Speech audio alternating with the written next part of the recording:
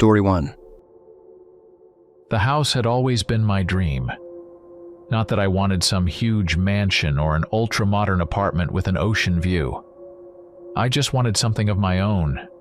Something secluded where I could relax after a long day and forget about the noise of the city. For years, I bounced from one job to another. Electrician, mover, I even worked as a night security guard for a couple of months. All to save up a bit for a down payment. I was prepared to work for years if needed, putting aside every dollar toward my dream. One day, sitting on the beat-up couch in my rented apartment, I was scrolling through real estate listings. As usual, the options were either too expensive or located in areas where you wouldn't want to live, even during the day, let alone at night. But one listing caught my attention. A house on the outskirts of the city, right next to a forest, was selling for an unbelievably low price. You know that feeling when something looks so good that it immediately feels suspicious? That's exactly how I felt. But curiosity got the best of me. I jotted down the number and called right away. A man answered with a confident, almost overly friendly voice. He introduced himself as a real estate agent, quickly asked about my preferences, and immediately started hyping up the house. It felt like this guy could sell anything, even a rundown shack with a leaky roof. He talked about the house like it was a real gem. We set up a meeting, and a few days later, I drove to the address he gave me. The moment I saw the house, I knew. It was exactly what I'd been looking for. It stood far from the road, surrounded by thick trees stretching along the backyard. The windows faced the forest, giving the place a sense of seclusion I'd been craving. The silence here had a kind of depth to it, only broken by the wind rustling through the leaves. The house looked old but well-maintained. There was no sign of neglect, though it was clear it had been empty for a while. Without wasting time, the agent launched into his pitch. He spoke with such conviction, as if he was selling me not just a house, but a ticket to a better life. But I sensed something was off, and decided to ask why the price was so low. "So why is it so cheap?" I asked, glancing at the house, which easily looked like it could go for twice as much. The agent hesitated for a moment, but without losing his professional smile, he replied, "Well, here's the thing. A woman lived here, but she passed away a couple of years ago. The neighbors started spreading rumors. You know how that goes. But it's nothing. Everything's fine. The house is in great shape. We recently did some renovations. And those rumors? Just stories, nothing to pay attention to." His words made me uneasy, but damn, the house was so tempting. The living room was spacious with high ceilings, and even the freshly painted walls didn't look half bad. The old wooden floors creaked, but I liked that. It gave the place character. I walked through, checking out the kitchen and the bedrooms. Everything looked pretty decent, especially considering the place had been empty for a while, according to the agent. The renovation was smartly done, nothing too fancy, just simple and functional. Still, the low price and the rumors made me think twice. But even so, I had this gut feeling that this was the place I'd been searching for. Part of me had doubts, but the other, more desperate part was ready to sign the papers and call this place my own. I looked at the agent and nodded. "I'll take it." The move took less time than I expected. Within a couple of days, I was fully settled into my new home. Richie, my dog, was running around the house, clearly thrilled with all the space. He loved the place, and so did I. I watched him happily explore every corner, and at that moment, I knew I had made the right choice. Now I was driving to work, and though the commute was long, I didn't mind. It gave me time to think, to reflect on my life. I grew up in foster care, and to be honest, my foster parents couldn't have cared less about me. It's no surprise that I left at 18 without ever looking back. I bounced around jobs, making just enough to get by, until I'd finally saved enough to have something of my own. I'm 32 now, and finally, I have a house. For the first time, I felt a sense of peace wash over me as I sipped my morning coffee on the lawn, watching the trees sway in the breeze. The nearest neighbors lived about half a mile away, and I met them by chance. It was an elderly couple, Mr. and Mrs. Wilson. We crossed paths one morning while I was walking Richie. I saw Mrs. Wilson tending to her garden. She was short, with a kind but tired expression on her face. When she saw me, she looked up and waved. "You're the new neighbor?" she asked with a gentle smile, almost as if she was happy to see a fresh face. "Yes, I just moved in," I replied, stopping as Richie sniffed around the bushes. We started chatting. Mrs. Wilson was friendly, but I could tell something was bothering her. She kept giving me cautious glances as if she was trying to work up the nerve to tell me something important but wasn't sure how to start. I sensed the unspoken tension and decided to ask directly, "Is something wrong?" She hesitated for a moment, her eyes lowering to the ground. She took a deep breath before speaking quietly. "Well, I didn't want to darken your move, but that house, it's always been considered a little strange. A woman used to live there. Thank God she's gone now, but she was truly mad, always dressed in filthy clothes, muttering to herself as if she was talking to someone nobody else could see." She stopped, as if searching for the right words, and I felt a wave of unease build inside me. "But the worst part is that one day she kidnapped our dog," Mrs. Wilson continued, her voice dropping to a whisper. "We couldn't find him until we went to her house. And you know what we discovered? She had cut off our poor dog's paw. He still hasn't fully recovered. Thank God she's gone now."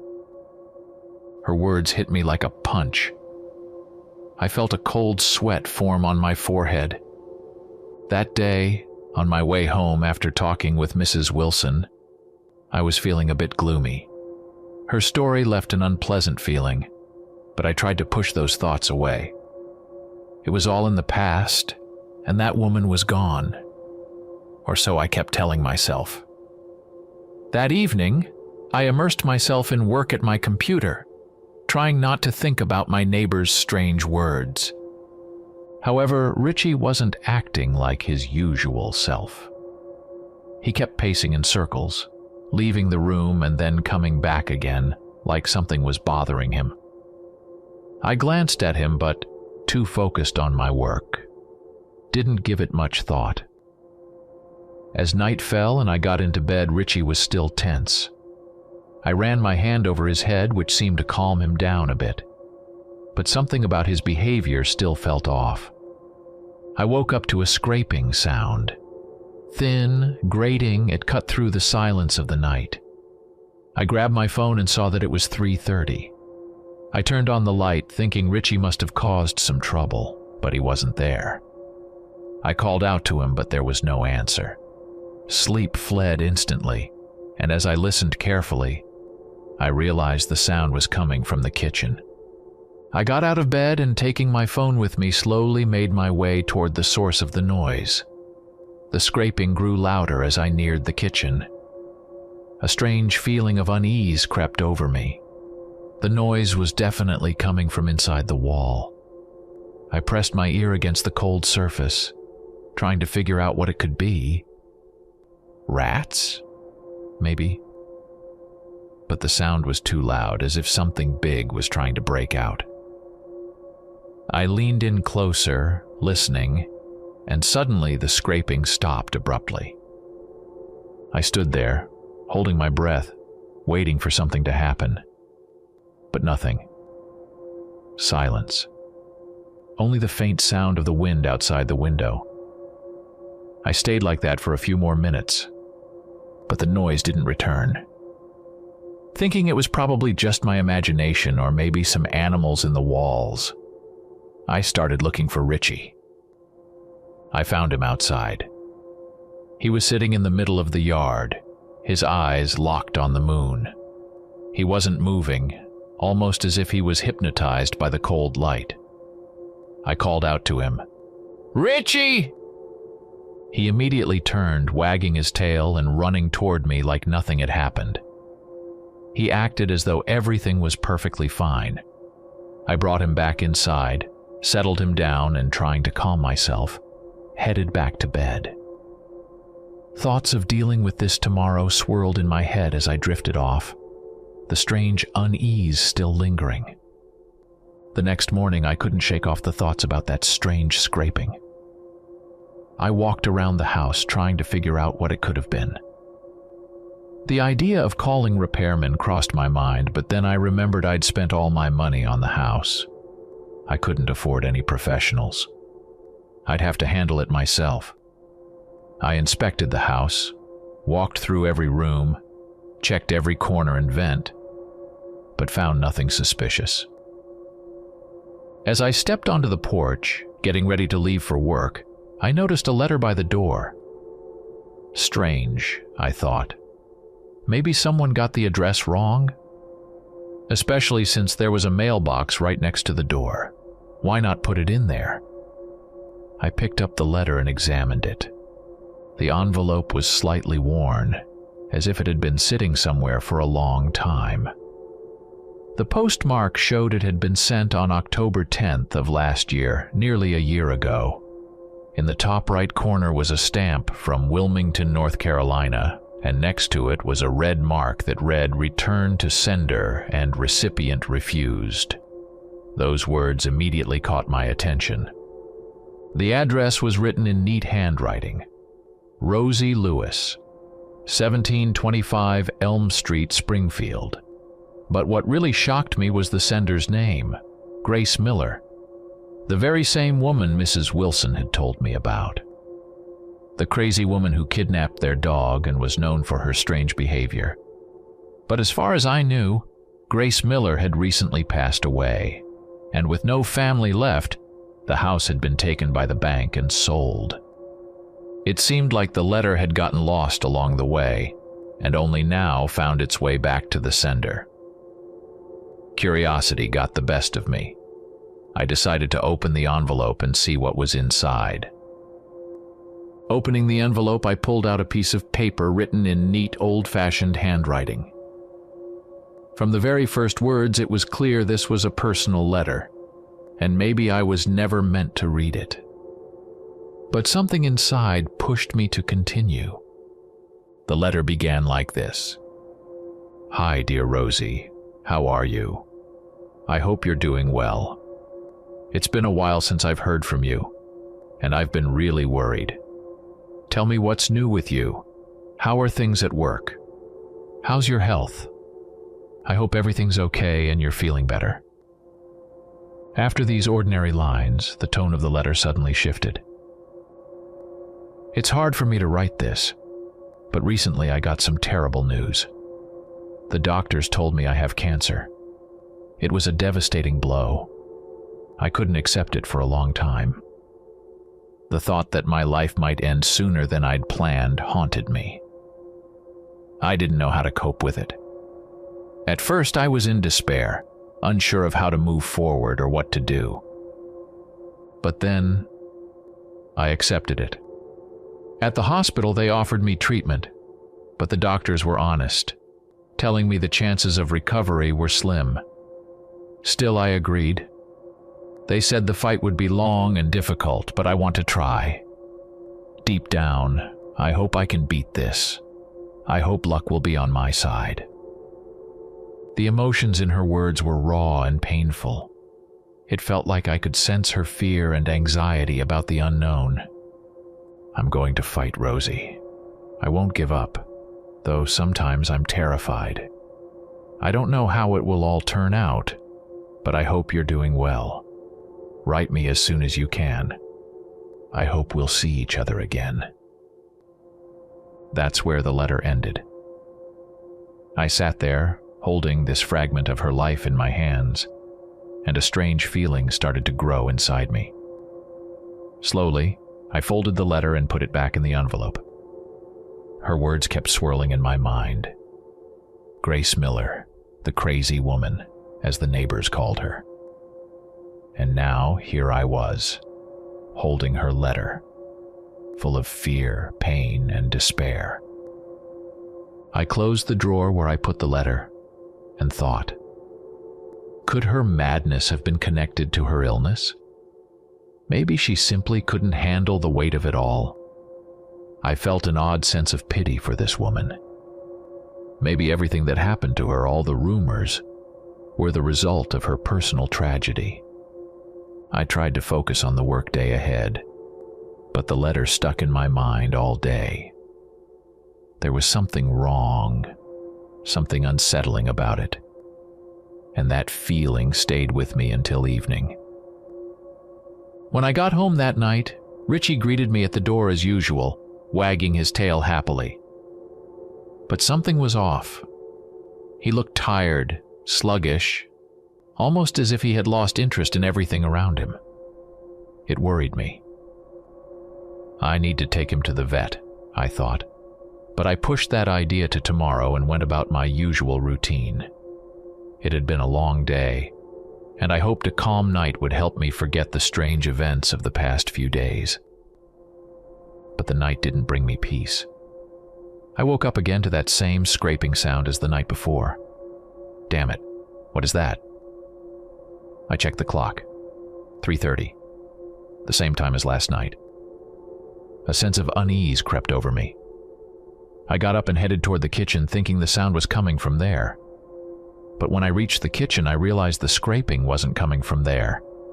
It was coming from the living room this time. The sound seemed to be coming from the floor, as if something was beneath it. Probably rats, I thought.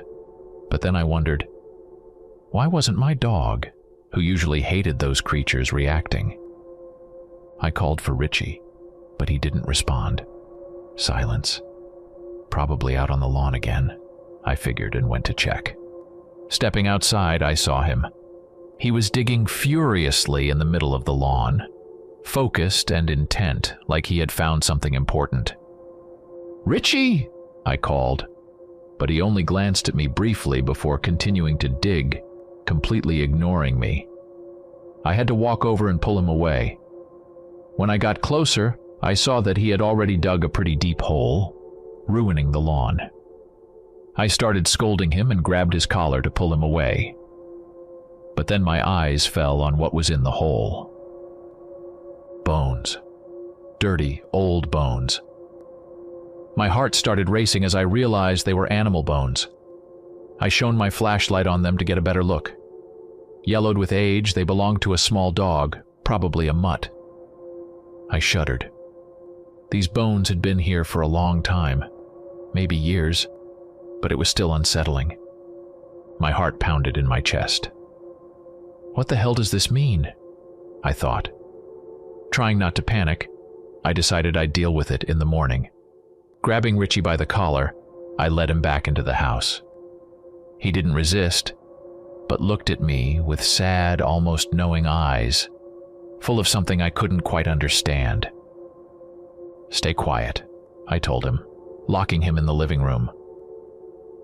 Richie didn't put up a fight, just continued to stare at me with that unsettling look that made my nerves prickle. I went back to the bedroom, but sleep had vanished as if it had never been there. I just lay there, staring at the ceiling, unable to close my eyes until dawn. Getting up early, I went outside to check the hole Richie had dug during the night, but the bones were gone. I stood there, confused, looking around the yard. Was it just a dream? I was sure I saw those bones, or did I? Returning to the house, I found Richie still in the living room. He wagged his tail happily, as if nothing had happened. He seemed to expect I'd feed him, acting like it had been an ordinary night. But what about those bones? Where did they go? I stepped back outside and Richie followed me, bouncing around joyfully. I looked at him, not believing my own eyes. "Richie, what happened here?" I asked, almost hoping for an answer.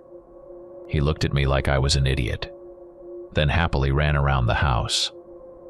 I stood there on the lawn, scratching my head, trying to figure out what to do next. I couldn't make sense of where those bones had gone or what it all meant. With a heavy heart, I cleaned up the lawn as best I could and went inside for breakfast.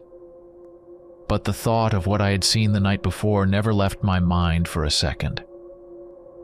I got ready for work, but as I stepped outside, I saw the letter on the porch again.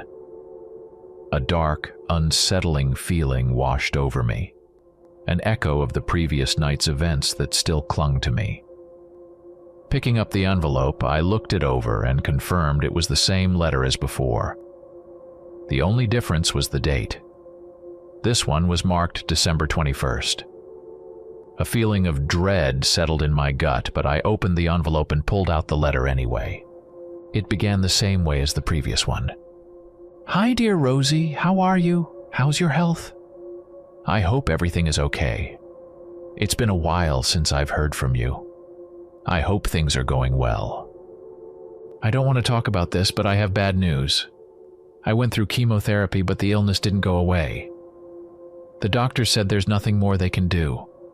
When they told me that, I was furious. You understand, Rosie? I felt real rage, helplessness. Why can they live and I can't? It's not fair, but something happened recently that made me think. After the hospital, when I was walking home, I heard a rustling by the side of the road. As I got closer, I saw a dog that had been hit by a car. She was hanging on to life, even though she was on the brink of death. I looked at her and suddenly realized she reminded me of myself. I felt sorry for her, so I took her home. She was barely alive, but somehow she pulled through. And you know what's strange? I should have felt relief at her recovery, but instead, it made me even angrier. I started hating everyone around me for being able to live when I couldn't. Even that damn dog survived. Why can't I? I don't have much time left, and I have to find a way to live. Rosie, I swear I will find a way to beat death. I won't leave until I do. I hope you're doing well, and we'll meet again. I wish you would come to see me. I need your support so much." The letter ended there. I flipped the page, but there was nothing more. The contents left me both puzzled and troubled. Could the bones Richie dug up have belonged to that very same dog? But Grace had written that the dog survived. So whose bones were they? Questions began to cloud my mind like a dark storm. I had to get to the bottom of this. Sam! I placed the letter back in the drawer and headed to work, but the thoughts of that letter followed me throughout the day. During my lunch break, I decided to call the real estate agent. I needed to find out if Grace Miller had a dog. "Hey, it's Michael. I wanted to ask about the previous owner of the house. Did she have a dog?" I asked, trying not to sound too anxious. "No, she didn't have any dog," the agent replied, sounding a bit confused. "As far as I know, she lived alone. Why do you ask?" "Well, I've been getting these letters at the house," I explained, and I told him everything. He listened, then simply told me to ignore the letters and burn them. Grace had passed away on September 3rd, just over a month ago, and with no family left, there was no point in keeping the letters. I thanked him and hung up. His words left me even more bewildered. If Grace didn't have a dog, then whose bones had Richie dug up? Maybe the dog belonged to someone else. Or perhaps something much stranger was happening in this house. I tried to get back to work, but those thoughts wouldn't leave me alone for the rest of the day. For the next week, nothing unusual happened.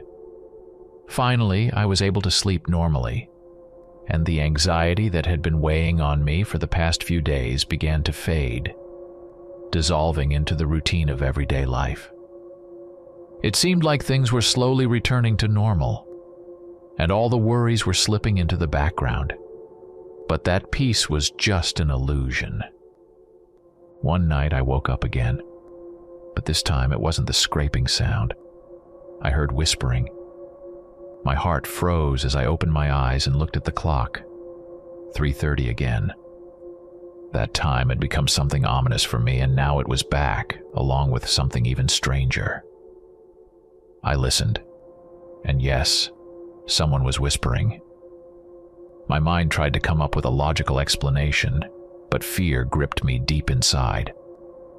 I called for Richie, who was lying by the bed, but he didn't react at all, as if he couldn't hear it. Before, I could always rely on him. If there was an intruder in the house, Richie would growl or give some kind of signal. But lately, something had been off with him, as if he'd lost his alertness.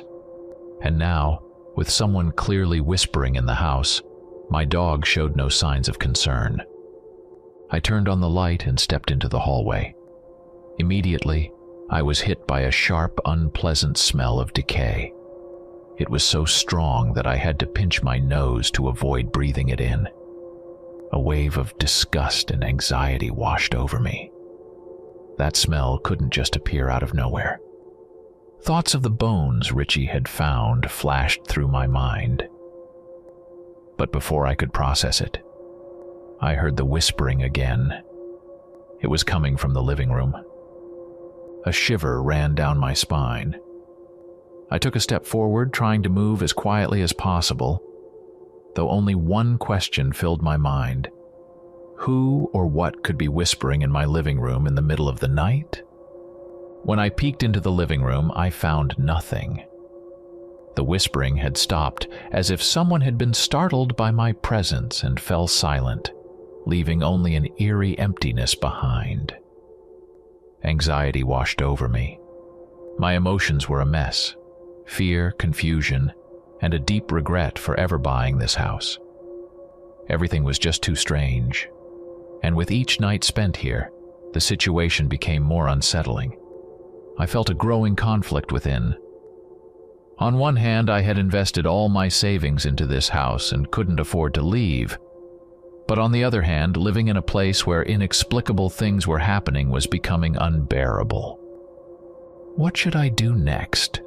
I thought, heading back to the bedroom. My mind was spinning endlessly. Maybe I should contact a psychic, or find someone who could explain what was going on here. All of it sounded absurd, but after nights like this, I was ready to try anything. I decided to think about it in the morning. I lay back down in bed, but sleep didn't come. I lay there in the dark, petting Richie, who slept peacefully beside me, trying to calm my nerves. In the morning, after washing up, I searched the house, hoping to find something that could explain the night's events. But as before, I found nothing. It was driving me crazy. As I got ready for work, I approached the front door. A strange sense of dread overcame me. I stood there, holding my breath as if afraid of what I might see when I opened it. It's just my fears, I reassured myself. But damn it, when I opened the door, there was another envelope on the porch. "What the hell?" I muttered, picking up the letter. I tore it open and began to read. The letter started as before. "Hello, dear Rosie, how are you? I hope you're doing well. I'm feeling much better, and it seems I have good news." There was an odd sense of excitement in the tone, as if the writer was in a good mood. But one detail caught my attention: the handwriting.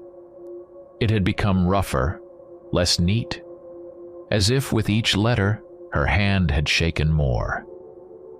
The first letters had been elegant, almost calligraphic, but now it was becoming harder to read. Maybe it was a result of her illness, but something about it unsettled me. I continued reading. I finally found a way to survive and beat this cursed illness.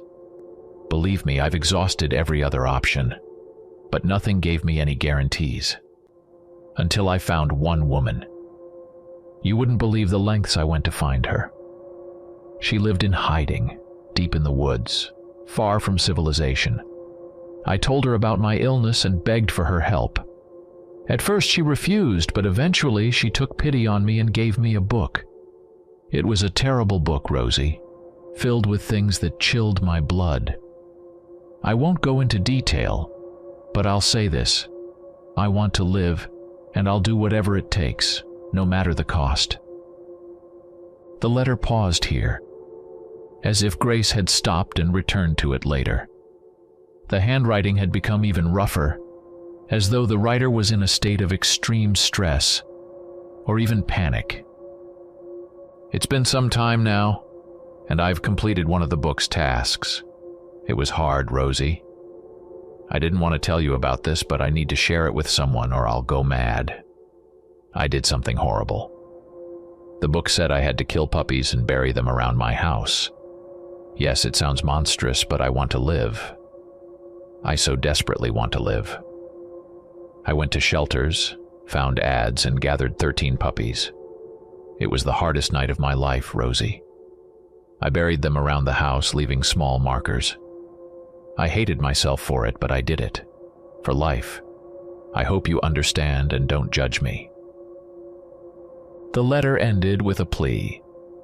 I haven't looked ahead to what I need to do next, but I'm already terrified. Please write to me.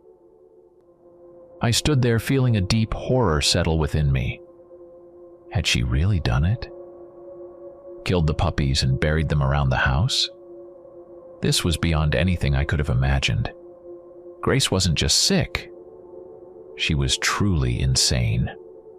I glanced at the clock. It was almost time for work. But hell, who cares about work? I called in sick, stammering something about not feeling well, and hung up immediately. Then I grabbed a shovel and headed outside. I had to make sure this wasn't real. There was no way Grace had actually done what she wrote about in her letter. But somewhere deep inside, doubt was growing. A nagging feeling that I was about to uncover something horrible. Stepping outside, I looked around, trying to figure out where to start. Grace had mentioned something about markers in her letter. Markers, I repeated to myself, scanning the yard. After some time, I spotted the first one. It was a large stone with a strange symbol drawn on it in something red, 3 lines crossing at one point like a Y, but with 3 prongs. The symbol looked out of place, like it didn't belong here. I froze for a moment, realizing that this was one of the markers Grace had written about. Gripping the shovel tightly, I began to dig. The ground was hard, as if it hadn't been disturbed for a long time. It was tough work, but soon I felt the shovel hit something solid. I dug with my hands and uncovered a small chest. It was old, wooden, with worn edges and rusted brass corners. I hesitated. I didn't want to open it, but my mind told me I had to. Slowly, I lifted the lid. Inside, buried in the dark earth, was a tiny skeleton. It was unmistakably a puppy. The bones were small, fragile, almost childlike, and a lump formed in my throat. I couldn't believe I was looking at the remains of something that had once been alive, breathing. It was true. Grace had really done this. My mind was flooded with fragmented thoughts. How could she? Why did she do this? I felt an overwhelming horror, anger, but also pity for this woman. She had been so desperate that she resorted to something like this just to survive. Clenching my teeth, I closed the chest and looked around. I had to search for more, other markers. My heart was pounding, but I knew what I had to do. I needed to find the rest. Walking around the yard, I noticed another marker near a tree. It was the same symbol, drawn in red on the bark. Without a second thought, I grabbed the shovel and started digging again. And again, beneath the ground, I found another chest. Inside was another puppy skeleton. Each discovery made my heart ache, but I couldn't stop. I felt the weight of the situation pressing down on me, draining my strength, but I kept digging, finding one marker after another. By the end of the day, 12 chests filled with grim remains lay around me. 12 small skeletons buried in this cursed yard. I stood over them, gasping for breath, overwhelmed by the horror. Grace had really done it. These bones were her attempt to cheat death. I realized that this was beyond anything I could handle. I had to do something. Shaking from exhaustion and fear, I decided to call the police. It was the only sensible thing to do, considering Grace's letters described her horrifying actions, and now I stood face to face with the evidence. Dialing 911, I stumbled over my words as I explained that I had found bones, that it was connected to the previous owner, and that something terrible might have happened here. When the police arrived, their car's lights cast a cold blue glow over the yard. 2 officers, murmuring to each other, approached me. They clearly hadn't expected a call like this. One of them, tall with a weary face, began asking me questions. "So you say you found bones? Tell us everything from the beginning."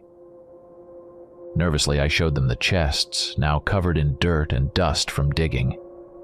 Explaining it all felt surreal. I showed them Grace's letters, explaining how it all started with these strange messages and how I eventually found the buried puppies. The officers inspected the chests grimly, exchanging brief comments. They asked for the letters, took them for analysis, and spent a long time examining the bones, taking photos and writing reports. Eventually, they gathered everything carefully and loaded it into the car. "We'll be in touch once we have the results," one of the officers said, nodding briefly before they drove away. It was nearly midnight by the time they left, but I couldn't sleep. My mind was racing, scenes from the day flashing through my mind like a nightmare I couldn't escape. The bones, the chests, the whispers. It all swirled around in my head, refusing to let me rest. I lay in bed, staring at the ceiling as the hours crept by. When the clock showed 3:30, I couldn't take my eyes off the time.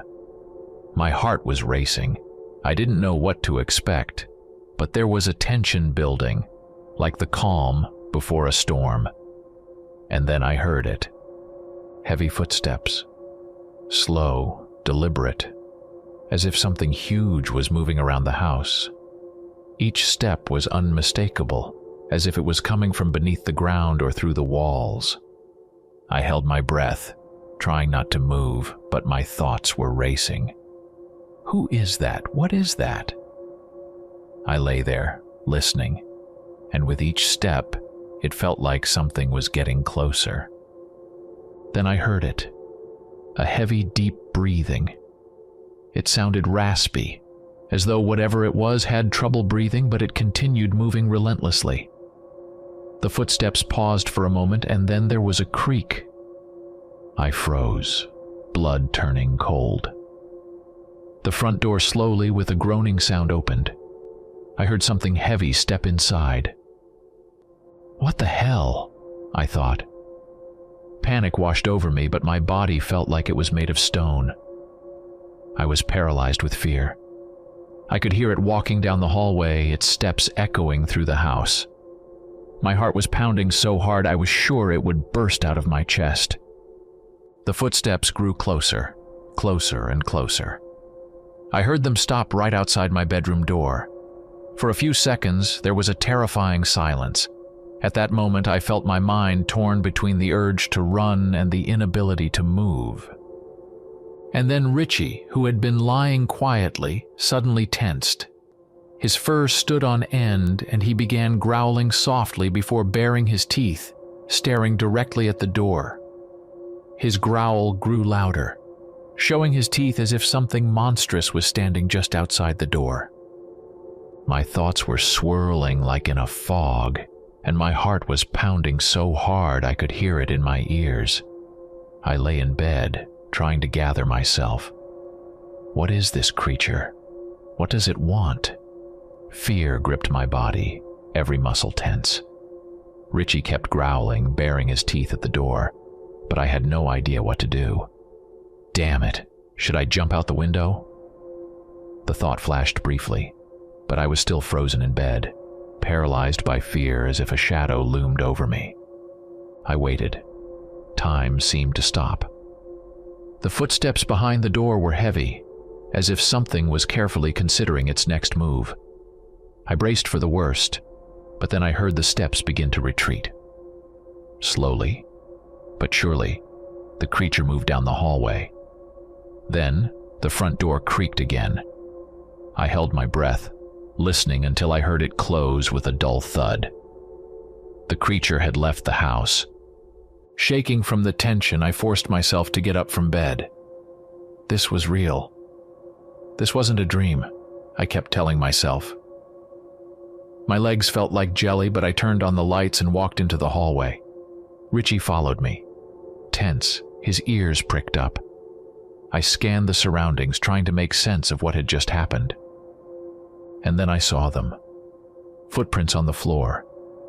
Large paw prints, like those of a massive dog or wolf. But there was one eerie difference. These prints weren't from something walking on four legs like an animal. They were from something walking upright like a person. A cold sweat broke out on my forehead. What the hell is this? The footprints were clear. I stood over them, my mind struggling to process it all. This couldn't have been my imagination, I repeated to myself again and again. It was here. It was real. I didn't sleep the rest of the night. My thoughts raced around like mad. I sat on the bed, my head in my hands, trying to understand what was happening with this house. My mind kept going back to Grace's letters, her strange rituals, and her attempts to cheat death. Could it all be connected? Questions tore my mind apart, but there were no answers. I kept thinking over and over about what to do next. When morning finally came, I didn't even think about going to work.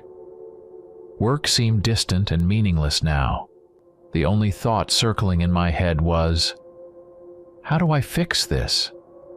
What is this creature? What is happening in this house? I had to figure it out, find answers somehow. I stepped out onto the porch to get some fresh air, but to my horror, I saw another letter lying right in front of the door. What the hell? I picked up the envelope from the porch, my hands trembling. Everything seemed the same. The same old, slightly worn envelope with postal stamps. But the date was different. The date on it was June 15th. 6 months had passed since the last letter. What am I about to read? I thought, as I slowly opened the envelope, expecting anything. The paper inside was just as yellowed as before. I took a deep breath and began reading. Hello, dear Rosie. I'm sorry it's been so long since I last wrote. A lot has happened during this time. I'm ashamed to say I've done terrible things, but I seem to be getting used to it. It's a strange feeling. Doing things that once seemed unthinkable, but now they feel almost routine. It's as if I'm becoming someone else. The further I read, the more my anxiety grew. You know, Rosie, I think I'm going mad. I've started hearing strange noises, creaks, whispers, as if someone invisible is always around me. I don't know. Maybe it's part of the ritual and it's starting to take effect, but my goal is close. I can feel it. Recently, I had to do something horrible. I kidnapped someone's dog. From that elderly couple, remember? And I cut off its paw. It was necessary for the ritual. When they figured out I was involved, they reported me to the police. Damn old couple. I had to pretend I was crazy so they would leave me alone. I was afraid they might send me to a mental institution, but I think I managed to talk my way out of it. So far, everything is fine. For now. Now there's only a little left, Rosie. The ritual will be complete in September. I have a couple of months left to prepare, and I think that will be enough. This is my last chance. I don't know what will happen to me afterward, whether I will succeed or not. But I can already feel the sickness eating away at me from the inside. This is all I have left. Either way, I don't have much time. I hope I can make it and write to you again. The letter ended with those chilling words. A cold horror gripped me. I noticed that Grace's handwriting in this letter had become so rough that I could barely make it out. The letters were jagged and chaotic, as if carved into the paper, as though her mind was no longer grounded in reality. Something inside me snapped. I felt like everything was becoming too eerie and convoluted. I couldn't just sit and wait for the next step. Something had to be done. I decided to go to the post office to find out who was sending me these letters. Maybe it was some kind of mistake or a cruel joke. The drive didn't take long, and when I finally arrived at the post office, I quickly walked inside, hoping to get some answers. Approaching the counter, I explained to the clerk about the strange letters I was receiving and asked if they could check who might be sending them. "I'm sorry, but we haven't sent any letters to your address," he said, frowning. "We haven't processed anything like that." Those words hit me like a shock. How is that possible? I thought. If the letters weren't going through the postal system, then who was leaving them at my house? That question stuck in my mind. I pulled the letter from my pocket and showed it to the clerk. But he only shrugged and added, "If someone's dropping them at your house directly, there's nothing we can do about that." I thanked him and walked outside, feeling the anxiety rise within me again. What now? That question pounded in my head, and I had no idea where to turn for answers. Should I call the police? But with what? They'd think I was crazy. That's a straight shot to a psych ward. When I returned home, still restless, I decided to search the internet for information. Soon, the idea of contacting a psychic crossed my mind. I scrolled through ads and finally found a woman who specialized in cases like mine. I reached out to her and we arranged a meeting. The house I pulled up to was on the outskirts of town.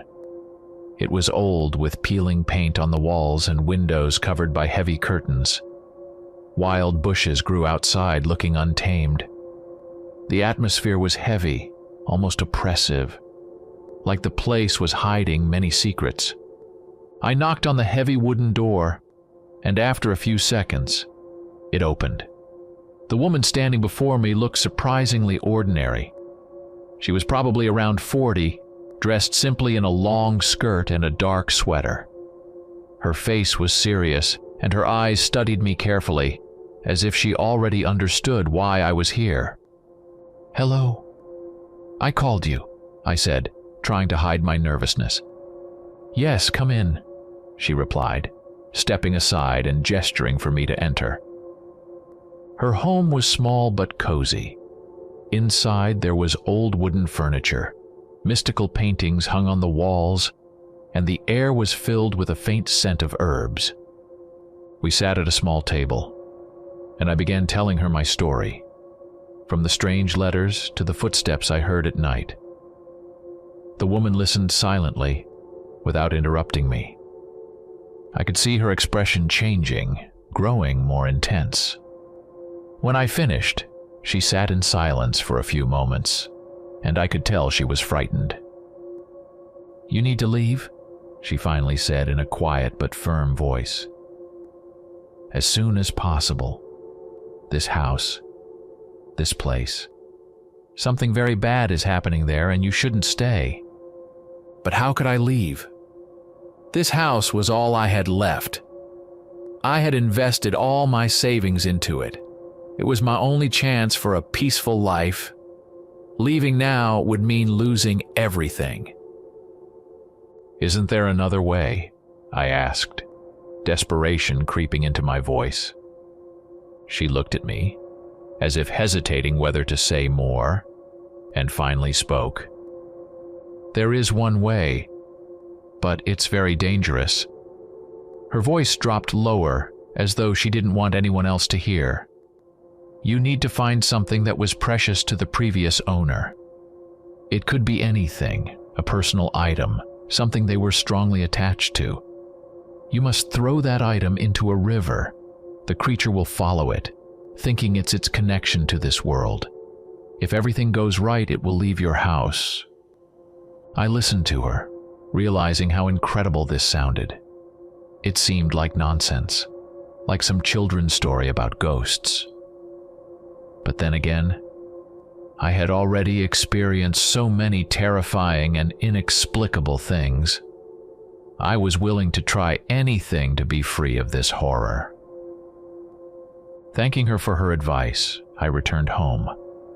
A deep sense of exhaustion washed over me.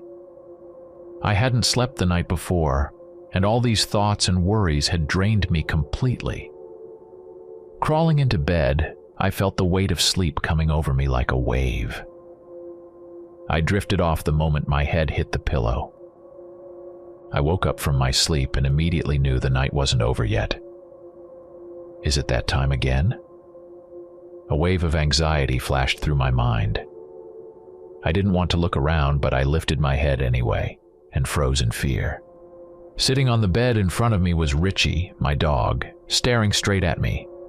His eyes didn't show anything, just a dark, empty curiosity. I was about to curse when I noticed he wasn't alone. 3 more dogs sat beside him.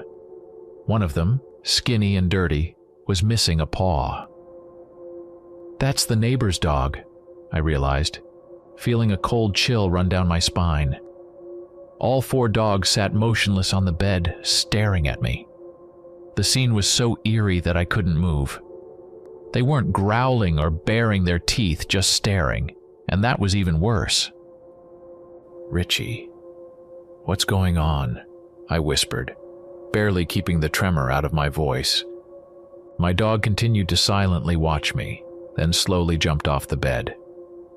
The other dogs followed him as if on cue. I glanced at the clock. 3:25. 5 minutes before strange things usually started happening. Richie headed for the door. I was sure I had locked it, but it was ajar, as if someone had already been here. Richie turned, staring at me again, as if waiting for me to follow him. For some reason, sensing this wasn't just another nightmare, I got out of bed and followed the dogs. They moved quietly toward the door, as if they knew exactly what they were doing. I stepped outside after them and looked around. It was dark and silent, but there was tension in the air like before a storm. I noticed the dogs heading toward the woods, not looking back.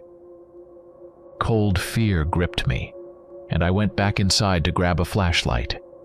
When I returned and shined the light toward the forest, all the dogs were already standing at the edge of the trees, motionless, staring at me as if waiting for me to follow them. My insides were trembling with fear, but I decided to follow. Stepping into the forest, I felt the trees cover me with their dark canopy. The flashlight illuminated only narrow strips of ground beneath my feet, and every movement of the wind felt ominous. Suddenly, I heard footsteps nearby. I turned and saw a shadow emerging from the darkness, heading toward the house. It's back. The horror pierced through me like a cold blade. It was that creature I had heard the last time. Its silhouette was blurry, but it looked terrifying. Huge, with long, unnaturally bent limbs. I couldn't make it out fully, but its heavy steps, its presence, it filled me with icy dread. I froze, unsure of what to do. Turning back, I saw the dogs still standing at the edge of the forest, watching me. They seemed to be waiting for me to follow. Trying to suppress the panic, I realized my only option was to follow the dogs and leave the house behind, along with that creature. We walked through the woods, and the darkness around me felt alive, stretching toward me like hands from the shadows. The trees' shadows twisted in the wind, as if something was watching my every step. The flashlight illuminated only a narrow patch of the path, but it was enough to see the dogs moving silently ahead. Their silhouettes blended into the night, and the only way I knew I wasn't alone was by the occasional flicker of their tails in the flashlight's beam. The forest was eerily quiet. No sounds of birds, no rustling of animals, just our footsteps and the crunch of dry branches beneath our feet. I followed the dogs, and deep inside I felt they were leading me somewhere important, to something I had to see.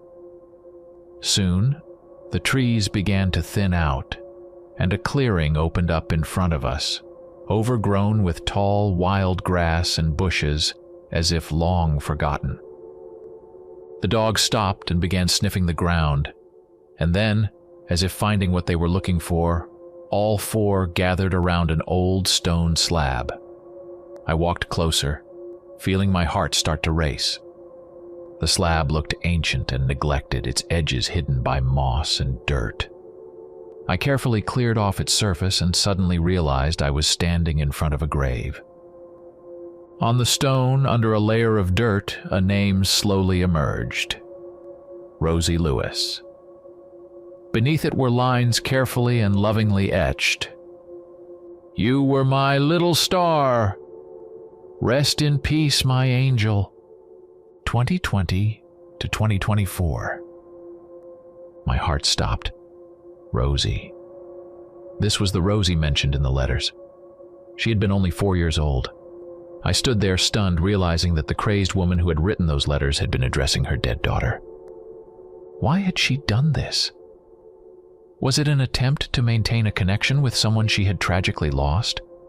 Or was it her final grasp at sanity as she hovered on the brink of madness? All these questions swirled in my mind. But how had those letters ended up on my porch? And why were they coming to me? I looked at Richie, who had been standing beside me the whole time, quietly observing. "Why did you bring me here?" I asked him.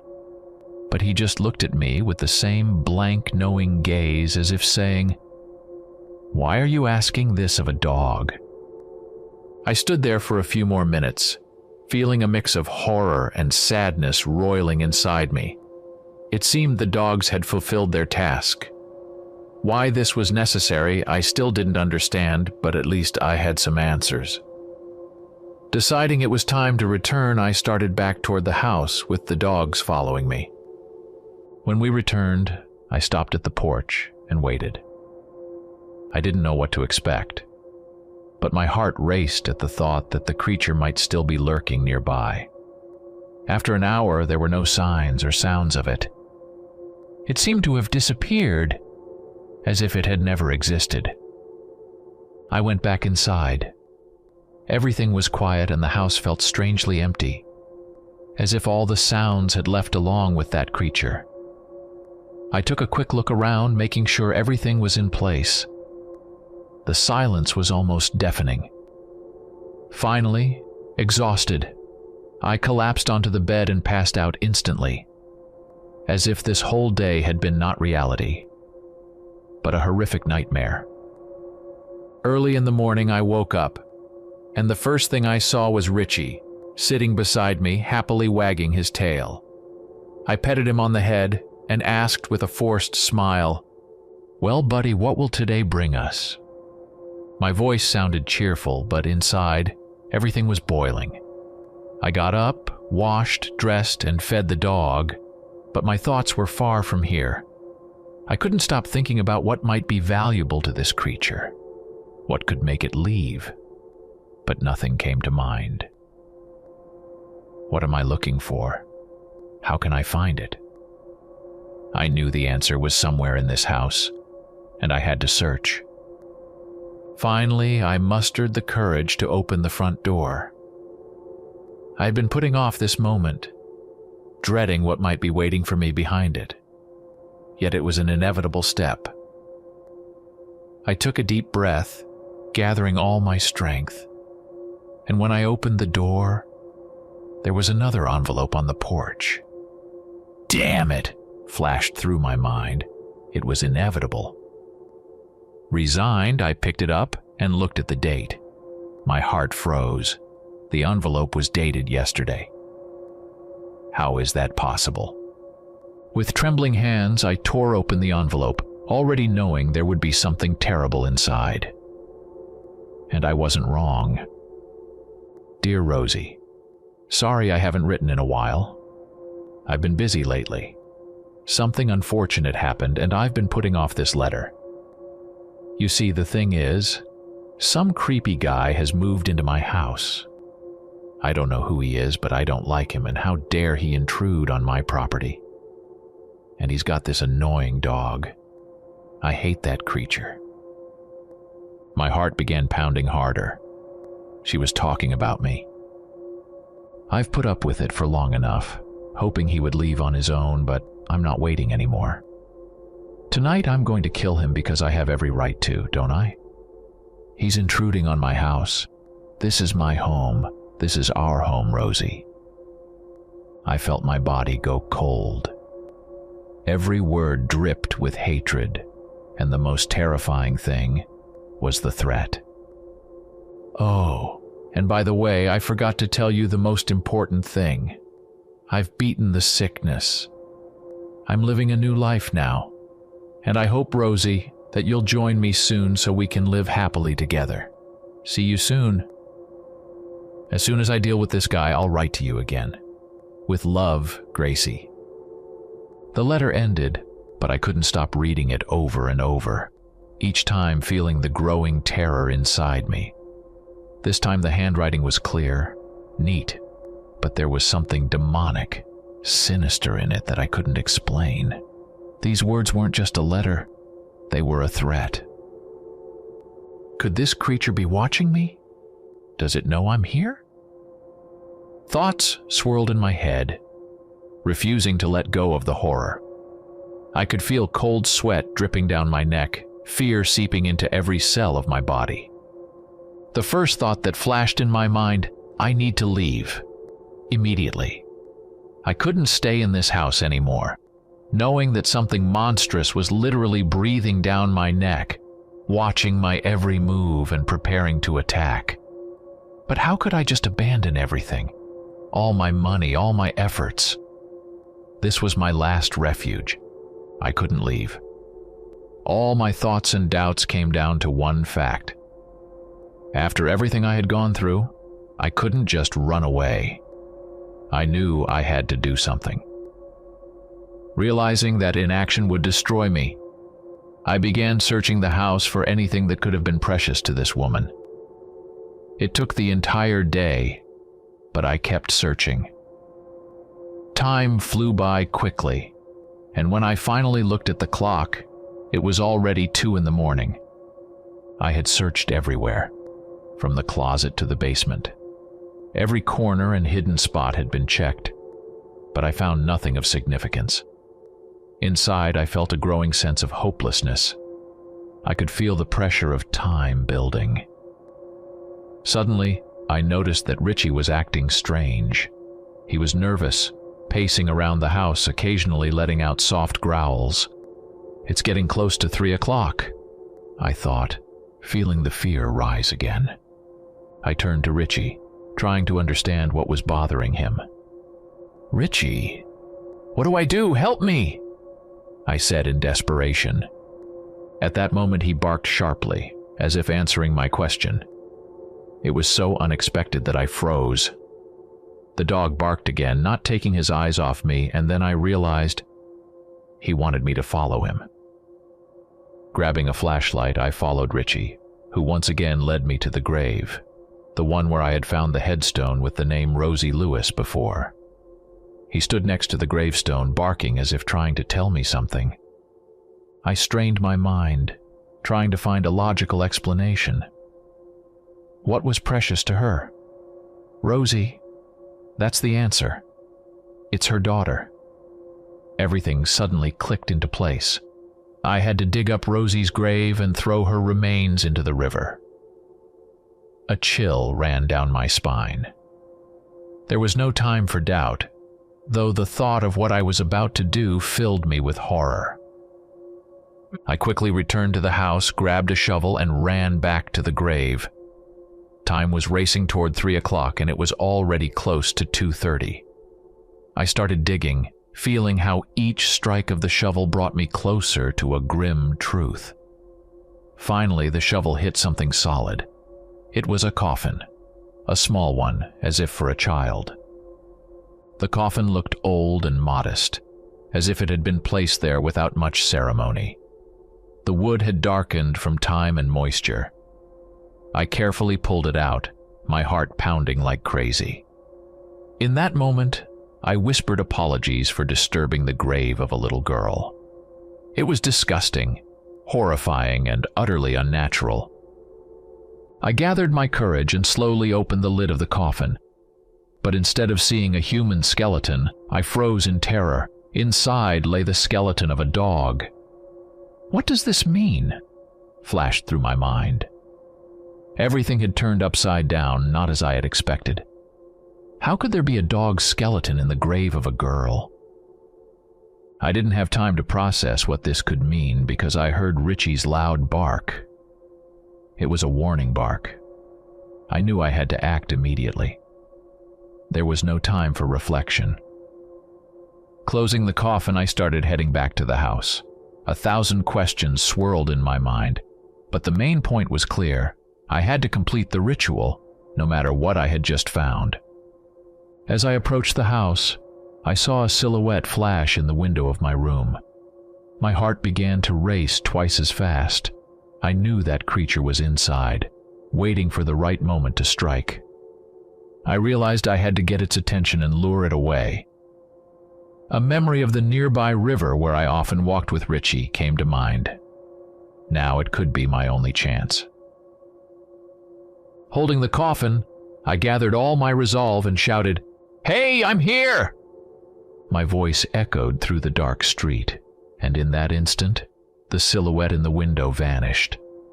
Silence hung for a moment, but I knew she had heard me. The front door began to open slowly with a horrible creak, tearing through the night stillness. Finally, the creature stepped out into the moonlight, becoming visible. It looked like something straight out of a nightmare. Tall, massive, a dogman with a huge body covered in thick black fur. It had a long tail that slithered ominously, like a snake ready to strike. Its paws were enormous, with sharp claws that scraped the ground, leaving deep marks. But the most terrifying part was its eyes. Red, burning with hatred and madness, they drilled into me with their gaze. Its massive mouth curled into a cruel grin, revealing razor-sharp teeth. The creature leaned forward, its malicious eyes locked onto me, as if it was just waiting for the signal to attack. I felt cold sweat running down my skin. I knew, if I didn't run now, it would catch me. I turned and ran. The burning sensation on my back told me it was already chasing after me. I ran through the forest, feeling each step throb in my muscles. But fear drove me forward. Behind me, I heard the crunch of branches, the loud thumping of the creature's steps as it pursued me. With every step it took, the ground beneath it trembled, as if struck by a giant. I could feel its presence behind me, like death breathing down my neck. The forest trees blurred past like shadows, and the moonlight filtering through the leaves added to the eerie atmosphere. From time to time I heard it growling, that low, guttural sound chilling me to the bone. It seemed like it was going to catch me at any moment. I could almost feel its claws reaching out to grab me. Richie ran beside me. He barked and whimpered, as if understanding the terror of the situation, but despite his fear, he stayed by my side. I could hear his heavy breathing, and his loyalty gave me the strength to keep going. My mind raced. It's going to catch me. I won't make it. I pictured the creature looming over me, its claws ripping into my back. Panic tried to overtake me, but up ahead, I heard the sound of rushing water, the river. It was my only chance. The sound of the river grew louder, and with the last of my strength, I sprinted forward, swinging the coffin in my hands. The noise behind me intensified. The creature was closing in. I thought any second now it would grab me. My heart pounded so hard it felt like it would burst from my chest. Suddenly, the riverbank opened up before me. I felt the ground give way beneath my feet, and without stopping, I hurled the coffin into the water. The splash was so loud that everything around seemed to freeze for a moment. But I didn't have time to look. I dove to the side, to the left, nearly collapsing into the thick grass. In that instant, a massive shadow shot past me, dark and menacing. I barely had time to dodge as the creature lunged into the water after the coffin. There was a huge splash behind me, and I heard something heavy crash into the river. The creature disappeared beneath the surface, carried away by the current. I lay on the ground, breathing heavily, panicked and in shock. Is this it? Is it over? I tried to understand if the creature was really gone, if it had drowned or simply been swept away. The river carried it away, but I couldn't shake the feeling that this wasn't the end. Richie came over to me, panting, and looked at me with his eyes. Slowly, I got to my feet, still not believing I had actually done it. We had won, or at least survived the night. I felt the fear gradually leave me, but deep inside, there was still a lingering sense of dread. What if this wasn't over? We slowly made our way back home. The forest no longer seemed as threatening, but I still found myself looking over my shoulder with every step. When we returned to the house, the street was quiet. I couldn't sleep, waiting for the morning, but it seemed like everything was quiet. Did I really manage to do it? I thought with hope. Richie was happily running around the house as if he could sense my relief. His cheerful behavior rubbed off on me, and for the first time in a long while, I felt the tension ease. I patted his head and then headed to the shower, enjoying the warm water washing away the remnants of the nightmarish ordeal. After the shower, I made breakfast and sat at the table with a surprisingly good mood. My phone blinked with a new message. It was from work, and with relief, I thought, maybe my life is finally going to return to normal. Deciding to head into town, I got dressed and approached the front door. Out of habit, I felt a slight twinge of anxiety, but I was almost certain that nothing bad would happen anymore. I easily opened the door, ready to step outside, but before I could cross the threshold, I saw an envelope. A cold wave of dread swept over me. Could it be? Is this really not over? My hands began to tremble as I picked it up. My heart pounded in my chest like it was bracing for an inevitable blow. I tore open the envelope and began to read. Dear Rosie, I'm sorry someone disturbed your sleep because of me. I've already returned you to your place so you can continue to rest peacefully. I promise that tonight I will finally deal with that scoundrel. This time, he will pay for everything. Dear Rosie, just hold on a little longer. Tonight, it will all be over. As I read those words, my hands went weak, and I dropped the letter to the floor. I turned to my dog, who was watching me intently, as if sensing my turmoil. I looked into his eyes and said, Richie, pack up. We're getting the hell out of here. Story 2. Grandpa lived far from the city, and I didn't visit him often. Time always found a way to come between us. Work, school, and later just life itself, which, as usual, pulls you into the whirlwind of things. I remember the last time I was there was over a year ago, and even then, it was just a short visit. I always thought we'd have time to talk, to catch up, but now he's gone. He passed away 2 weeks ago, and all of this felt like some kind of surreal dream. I sat at the funeral staring at the casket, but it hadn't really hit me that he was no longer here. Mom asked me to go to his house to sort through his belongings. She said she just couldn't bring herself to do it. I left early in the morning. The road led through hills and sparse fields. Grandpa loved solitude, and his house stood far from any signs of civilization. The old, creaky, 2-story house was surrounded by overgrown bushes and sparse trees that seemed to have long stopped caring where they grew. When I pulled up, the first thing that struck me was the silence. A heavy, oppressive silence that couldn't be ignored. The house stood there, frozen in its own time. I noticed the peeling paint on the wooden walls and the old nameplate, barely visible behind the green moss. This place always seemed strange to me. Too quiet, too isolated. Grandpa wasn't much of a talker, but I knew he loved this place.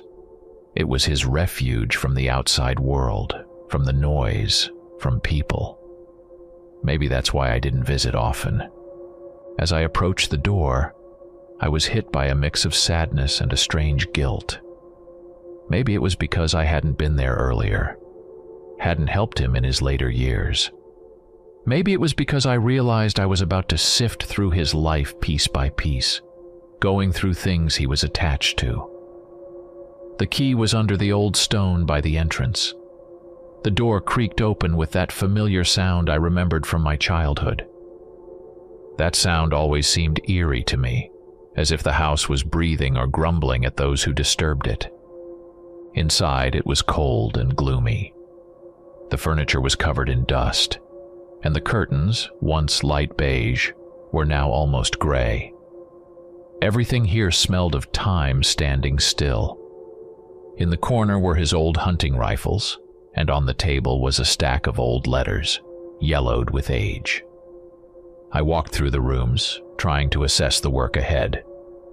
After inspecting the house, I decided to go outside and see what was left out there. In the distance, beyond the garden, I could see the shed, or rather, a hangar. Huge, almost absurdly large for such an old house.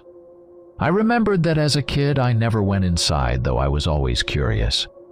Grandpa rarely talked about what he kept in there, and he himself rarely went inside. Now it was my turn to find out. I walked closer. The iron walls of the shed were rusted, the roof sagging in places, and the whole thing looked like it could collapse at any moment. It was strange that such a building even stood in such a remote place. I opened the creaky gates, and inside, I was met with a chill and a musty smell, as if the air hadn't moved in years. Inside, it was empty. Dusty shelves, old boxes, nothing special. In the center of the hangar on the floor lay a large metal sheet that didn't quite fit the rest of the place. The metal looked surprisingly new, as if it had been placed there recently. Something was off. Curiosity got the better of me, and gathering my strength, I lifted the sheet. Underneath was a pit. Deep, dark, bottomless. At first glance, there was no visible bottom, and something inside me immediately tensed. I stood at the edge, staring into it, but I couldn't see anything other than inky darkness. This place gave me an unsettling feeling, but my curiosity wouldn't let go. I grabbed an old, rusty wrench from the shelf and threw it into the pit, listening for the sound of it hitting the bottom. Silence.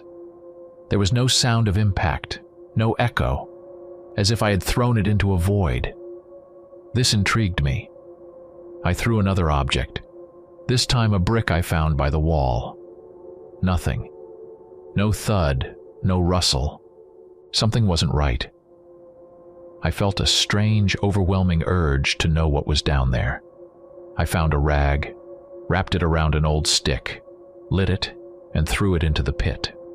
The flame illuminated only a small area around it, and it fell slowly as if being pulled into an endless void. My unease grew. The rag burned as it fell farther and farther, yet I still couldn't see the bottom. I watched as the flame flickered away, vanishing into the distance. What is this? I recoiled, gripped by fear. This wasn't an ordinary pit. There was something unnatural, something wrong about it, and I couldn't explain it. I leaned closer to the edge again, trying to see anything in the depths. And then, it was as if I hit an invisible wall, and before I could comprehend what was happening, an unknown force shoved me. I felt myself lose balance, and a moment later, everything spun around me as I tumbled down. I tried to grab the edge, but my hands just slipped off the concrete rim. I was falling deeper, and fear gripped me. The air whooshed past, but I couldn't feel an end. The last thing I remember was the endless darkness wrapping around me like a blanket before I blacked out. I woke up to someone shaking me by the shoulder. It was a strange sensation, like I had just been pulled out of a deep sleep that had suddenly been cut short. Opening my eyes, I saw a person in front of me, a stranger. His face was hidden beneath a helmet, but it wasn't a modern helmet. I recognized it instantly, like I'd seen it before. In movies, in pictures that depicted ancient Rome. He was dressed in full legionary armor, just like the ones I'd seen in documentaries on TV. This strange man was shaking my shoulder, as if I'd been asleep for too long, and his voice was sharp. "Wake up, Aurelius! We need to hurry!" he shouted. Aurelius? Who's Aurelius? My head was spinning, and at first I thought this was some sort of prank or a weird dream. But his grip on my shoulder was real, and I couldn't just ignore it. I tried to gather my scattered thoughts. Who was this man? Why was he dressed like a Roman soldier? And why was he calling me by that name? "Are you all right? Hurry, we need to go," he urged, shaking me again as if every second mattered. Slowly, I got to my feet, trying to make sense of what was happening. My body felt strangely heavy, my muscles aching like I'd been sitting in the same position for too long. Looking around, I realized I'd been sitting under a massive tree, the grass around me flattened. But that wasn't the strangest thing. People were bustling around, and they all looked just like him. I was in the middle of a Roman camp, a real one, like from ancient times. Tents, fires, people in armor gathering weapons and gear, and horses tied up nearby. My head started to spin from all the thoughts racing through it. What's going on? How did I end up here? Is this a dream? Or something else? I still couldn't figure out where this legionary had come from or why he was calling me Aurelius. As I stood, a man with a stern expression, likely higher in rank based on his appearance, was walking toward me from away from the tree. He called out loudly in my direction, "Aurelius, faster! To the formation!" I didn't know how to respond, but something inside me stirred. It was as if my will was swallowed up by the overall frenzy. People around me were forming ranks, grabbing spears and shields, and I started moving too. Confusion swelled inside me, but my legs carried me forward on their own. I had no idea where I was going or what was even happening. It felt too real to be a dream, but it was so implausible that I couldn't accept it as reality. We began to line up, preparing for something. Commands echoed around us, followed by the heavy sounds of footsteps. As we marched, my thoughts were fixed on the last thing I remembered. The pit. The metal sheet. Was that real? Or am I in a dream now? Somehow did I travel through time? Or is this just a nightmare I'll wake up from soon? I tried to mentally cling to the memory of that dark void and the cold that I'd woken up from. I turned my head and, with a nervous chuckle, said to the nearest legionary, "So what, we're filming a movie, huh?" He looked at me slowly, as if I had gone mad. His eyes narrowed, and without a word he turned away, focusing on his own thoughts. His face reflected a mix of confusion and disdain. Something about his silence unsettled me. This didn't feel like a movie set or a reenactment. Everything around me was too real. Could this really not be a dream? Before I could fully process what was happening, everything escalated too quickly. From the forest, as if out of nowhere, strange people appeared. They rushed at us with shouts, wielding axes, clubs, and makeshift spears. Their bodies were draped in animal skins, their faces painted in bright colors, as if they'd been preparing for battle their entire lives. I'd only seen barbarians in books and films, but these people were far fiercer and more real than I could have imagined. They screamed, charging forward with wild, inhuman cries. The legionaries reacted instantly. One of the officers standing nearby shouted a command, and in a flash the ranks began to form. The soldiers, trained to act as a single machine, raised their shields, forming a wall of steel and leather. Behind them, spears extended, pointing toward the enemy. I heard the clanking of metal as the soldiers stood shoulder to shoulder, every detail of their training kicking in as if by instinct. And I stood there, stunned, in the middle of all this chaos. Everything happening was not just strange, it was shockingly real. The barbarians descended upon us like wolves. They slammed into the shields, shrieking and trying to break through the defensive line, but the Romans held firm. The shields stayed up. I watched as the legionaries coolly delivered blows with their short swords, their movements precise and deadly, piercing through the attackers' defenses. It was like watching a well-oiled machine. Every legionary knew their place and played their part. But not me. I was frozen. The screams around me were deafening. I saw blood splattering on the ground, watched as one of the barbarians swung an axe and struck a legionary on the helmet, knocking him to the ground.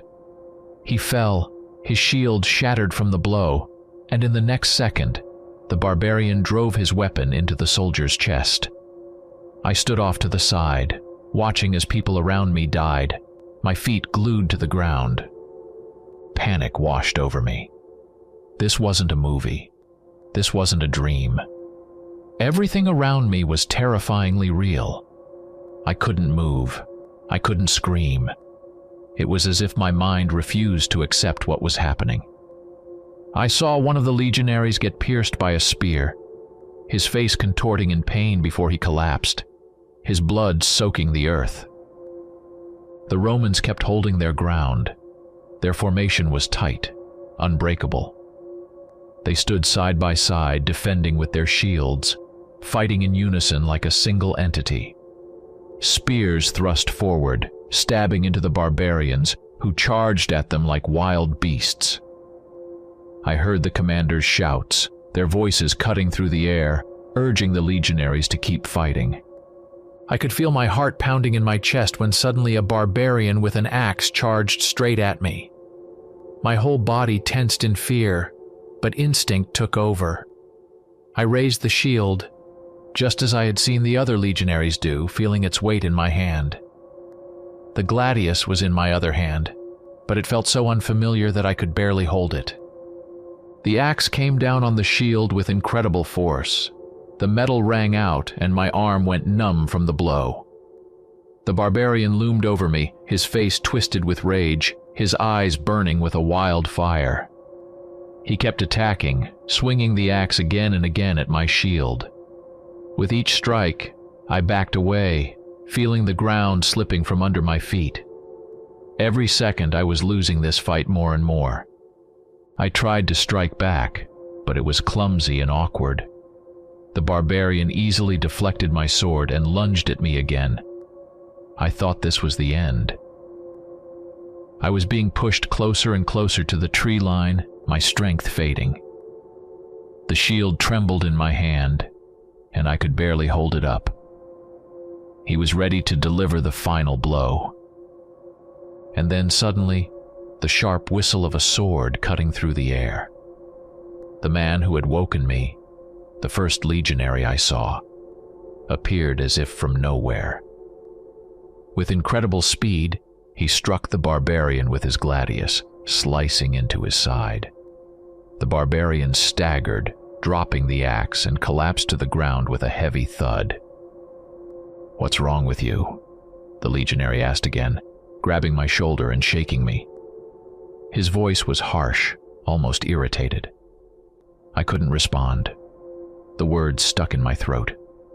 This whole reality, this horror, I didn't know how to react. My mind refused to accept that all of this was real. The battle lasted a few more minutes, but soon the barbarians began to retreat. The legionaries, coordinated and methodical, repelled the attack, and the shouts slowly began to die down. The barbarians vanished into the forest, leaving behind the bodies of their comrades scattered across the field. I stood there, trying to gather myself as everything went quiet. After the battle, the legionaries began inspecting the battlefield. Grim and focused, they moved as if by habit, without emotion, without haste. The first thing they did was gather their fallen comrades. The bodies of the legionaries were laid out carefully, covered with their shields, prepared for burial according to tradition. They didn't leave their dead behind. They didn't leave the barbarians either. Officers inspected their bodies, checking to see if there were any leaders or particularly important enemies among them. Many of the barbarians wore no armor, armed only with makeshift weapons. The legionaries searched them, collecting trophies, weapons, jewelry, sometimes items that might have value. I saw one soldier crouch down, inspecting the body of a dead barbarian. He pulled out a short knife and cut a necklace of teeth from the barbarian's neck, examining it closely.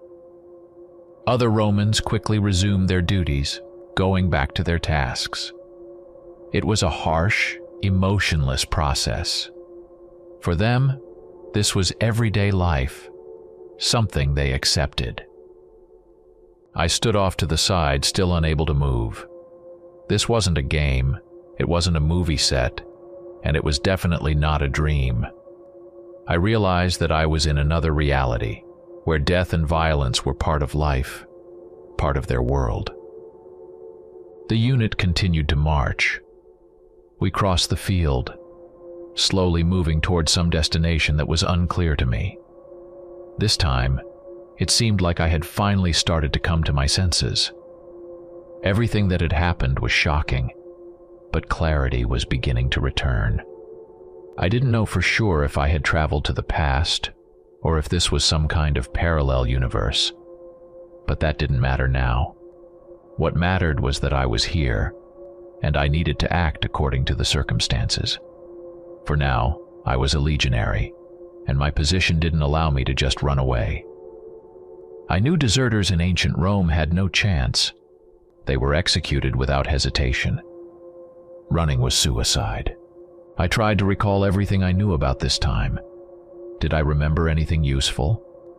Yes, some things came to mind. For example, the sword I held in my hand was called a gladius. Why was it so short? It was part of their strategy. The legionaries used massive shields, scuta, and the short swords were perfect for stabbing in close combat. It was a battering ram tactic, and it allowed the Romans to hold the line and advance effectively. I understood the basics, but beyond that, all I could do was learn as I went. I learned that the legionary who had saved me in battle was named Marcus Avidius. Apparently he was my friend, or the friend of this body I seemed to have ended up in. It was a strange realization, but I tried not to dwell on what this new world meant. I just needed to survive. At some point, I found a piece of polished metal lying on the ground near one of the soldiers. It gleamed in the sunlight, and I absent-mindedly picked it up to look at my reflection. What I saw made me flinch. My face. It was completely different. I was no longer myself. I stared into the eyes of a stranger, strong, with a tanned face and short dark hair. The face was rougher than mine, more mature, like it belonged to someone who was used to hardship. I dropped the metal, feeling my heart race at this discovery. It was unsettling. My body, my appearance, it was all gone. I was someone else, and that made me feel like a foreigner even within myself. But I didn't have time for self-pity. I had to keep going. We marched for half a day. The heat bore down on my shoulders, my legs ached from the unfamiliar exertion, and I realized that traveling in these sandals was a trial. They weren't comfortable by modern standards, with rough leather straps rubbing against my feet, and every step sent a jolt up my calves. My clothing was simple, a tunic and armor that weighed far more than I had imagined. The steel plates on my chest pressed down on my shoulders, straining my back muscles, and I was only just starting to get used to the weight. And all of this, under the blazing sun. I could feel sweat running down my body, but the other legionaries marched as if this was nothing out of the ordinary. Finally, by evening, we stopped near a small forest to set up camp. I stood there, trying to catch my breath, while the others immediately got to work. The legionaries quickly and efficiently began fortifying the area. They dug a trench around the perimeter, raised small earthworks, and set wooden stakes along the top. All of this happened with remarkable speed and discipline. Every soldier knew his place and his duties. It was like a military machine where every gear turned flawlessly. I started helping, following the others, mimicking their actions. We set up tents and shelters, preparing for the night. Around the fires, there was already a buzz of activity. Some were cooking, others sharpening their swords or mending armor. All of this reminded me that I had found myself in a completely foreign world, and I had to learn how to survive in it. I sat by the fire, cross-legged, staring into the flames that softly illuminated the faces of the legionaries around me.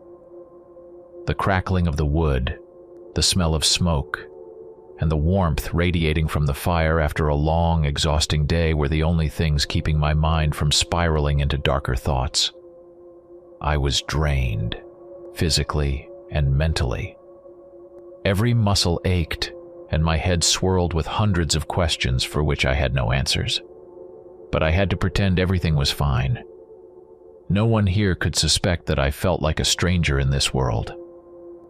Suddenly, Marcus, the same legionary who had saved my life during the battle, approached me. He sat down across from me, watching me closely. There was something unsettling in his gaze, as if he was trying to figure out what was going on with me. "You're acting strange, Aurelius," he said, leaning in so his words wouldn't be overheard by the others. "Are you all right?" I flinched, trying to hide my confusion. What could I possibly tell him? Admit that I didn't remember how I got here and that this wasn't my body? He'd think I was crazy. I forced a strained smile and replied, "Yeah, I'm fine. It's just been a rough day." Marcus looked at me for a few more seconds as if trying to read my mind before continuing. "Well, you just seem like you're not yourself," he said with a slight smirk, though there was still tension in his voice. I decided to change the subject before he started asking more uncomfortable questions. "Where are we headed anyway?" I asked, trying to sound as casual as possible, though internally I was filled with unease. Marcus raised his eyebrows, clearly surprised by my question. "Did you forget?" he said with a slight chuckle. "We're marching north, to the barbarian village. We've been ordered to clear it out. Our scouts reported that forces are gathering there, preparing for raids. We need to stop them before they hit our outposts. I pretended to remember, even though inside a new wave of anxiety swept over me. Clearing out a barbarian village. This didn't sound like a walk in the park. I had seen what they were capable of in battle, and the thought of another fight filled me with dread. Got it. I guess I was just lost in my own thoughts, I said, hoping he wouldn't ask any more questions about my condition. Marcus nodded slightly, turning his gaze back to the fire, and there was a brief silence. Then he spoke again. You know, after that last fight, I started thinking, what would you do if you had the choice? Stay in the Legion or leave? You've always been the one who wanted something more. Remember how you used to talk about a peaceful life? Maybe even having land somewhere in the provinces? His question made me pause. Whoever this Aurelius was, his life was a mystery to me. Unlike Marcus, I could leave, if only I knew how. But here, in this world, I didn't have that choice. The only option was to pretend. Yeah, I remember, I lied, somewhat uncertainly. But now, I don't think it's possible. We all have to do what we must. Marcus nodded again, as if he understood what I meant. You're right. Now's not the time for dreaming, he said, wiping sweat from his brow. The barbarians won't leave us in peace. If we don't stop them, no one will. But you know what's interesting? Marcus spoke with a sudden pensiveness in his voice. I've heard these barbarians aren't just wild people. Some say there's something strange about them. There are rumors that they have creatures in their ranks that aren't fully human. Some say they can turn into beasts. I tensed up at his words. Turning into beasts? It sounded absurd, but with everything that had been happening, I couldn't rule anything out. Maybe this world was stranger than I had thought. Beasts? I asked, trying to keep my surprise hidden. What do you mean? Marcus shrugged. I don't know, friend. It's just rumors. But some of the men have said they've seen them up north. Beasts in human form who can shift shapes. I don't believe it, of course. But after everything we've seen, I wouldn't be surprised anymore. We both fell silent. The fire crackled softly, and I felt a new sense of unease creeping into me. If these rumors were true, our journey could be far more dangerous than I'd anticipated. My first night in camp was filled with anxiety and exhaustion. I lay on a rough straw mat under the open sky, still feeling the weight of the Roman tunic and armor, which I had barely managed to remove before sleep. Around me, I could hear the snores of soldiers, the rustling of tents, and the occasional shouts of the sentries patrolling the camp. But I couldn't relax. My mind was racing, and everything around me seemed absurd, as if I were living in some distorted dream. I thought about how this was even possible, how I ended up here, in the body of this Aurelius, and what awaited me next. The night seemed to stretch on endlessly. Every rustle or gust of wind felt like a threat. Something inside me wouldn't let me rest. Perhaps lingering panic from the recent battle. Or maybe something deeper, tied to this world that now surrounded me. Could sleep ever bring me back? Or was this my reality now? These thoughts gnawed at me until finally, exhaustion took over, and I drifted into a restless sleep. We rose with the first light of dawn. In the Roman Legion, everything was precise.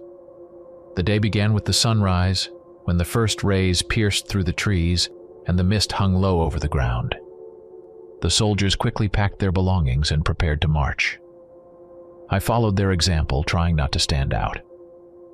Breakfast was a simple meal of bread and water. a stark reminder of the harshness of this life. The camp was broken down with surprising speed and efficiency. We continued our journey, and the road led us deeper into the forest. The greenery thickened around us, and the trees grew closer together. The forest was old, with thick trunks and branches twisted so tightly that they seemed to block out the light. The sound of birds and the rustle of leaves surrounded us, but there was something ominous in this place that kept me on edge. I marched among the other legionaries, trying to stay close to Marcus, who occasionally glanced at me, as if still unsure of my condition. We walked through the forest for several more hours, the trees growing taller and the air heavier. The branches hung so low that at times we had to push them aside with our hands. Everything around us felt ancient, as if this forest held secrets from a time long past, secrets better left unknown. I could feel the tension rising in my chest, and I wasn't alone. Many of the legionaries looked uneasy, as if they too sensed the presence of something foreign. Finally, the road brought us to a clearing. What we saw there made me stop in my tracks. In the center of the clearing stood a strange, eerie altar. The barbarians had apparently built it from bones and trees, held together with crude, almost savage methods. A tall wooden platform, covered in animal and human skulls, stood at the center. Piles of bones, painted red and black, with strips of hide hanging like fetishes, were stacked on top. The altar was surrounded by wooden totems carved with grotesque faces, as if the barbarians worshipped something ancient and dark. On the ground around the altar were symbols etched into the dirt. Strange marks I couldn't recognize, but they radiated a sinister energy. A heavy silence fell over our group. No one spoke, but everyone stopped, mesmerized by the sight. Even the seasoned legionaries who had seen their share of battles looked unnerved. Marcus stepped closer to me and whispered, "This is the work of the barbarians. They believe in their primitive gods. But something is off here. I don't like this place." I nodded silently. I didn't like it either. The place radiated something dark, as if the forest itself was watching us, waiting for us to make our next move. We continued on, but the atmosphere had changed. The soldiers began to whisper among themselves. At first it was just murmurs, but soon rumors spread that these forests were not just home to barbarians, but to real monsters. The soldiers exchanged glances, and every crack of a branch or rustle of grass heightened the tension. The once determined and focused expressions were now filled with uncertainty. Fear slowly crept into everyone's hearts. Then something happened that shook the group's confidence entirely. We came across a trail of footprints in the earth. They were wolf tracks, but far too large for any normal wolf. I had never seen wolf tracks that size. Each paw was as large as a human foot, and there were many of them, as if a pack of dozens had passed through here recently. The centurion leading our group noticed the soldiers exchanging uneasy looks and called us to a halt. He barked, "This is the enemy trying to scare us. These tracks are nothing more than a trick. We must not give in to fear, for fear is our greatest weakness. Remember who we are? Roman legionaries. We fight for the greatest empire on earth, and they are nothing but savages." His words were harsh, but even they couldn't completely suppress the growing sense of dread in each of us. Even I couldn't shake the unease those tracks stirred within me. We pressed on, but our pace slowed, as if the forest itself was trying to hold us back. Soon, a mountain loomed ahead, surrounded by dense woods. Its dark, imposing peak towered above us, as though it were watching our every step. At the very top, black smoke coiled into the sky in twisting streams. The smoke looked like a sinister omen. Something was happening up there, something that clearly wasn't good. We paused for a moment, staring at the smoke.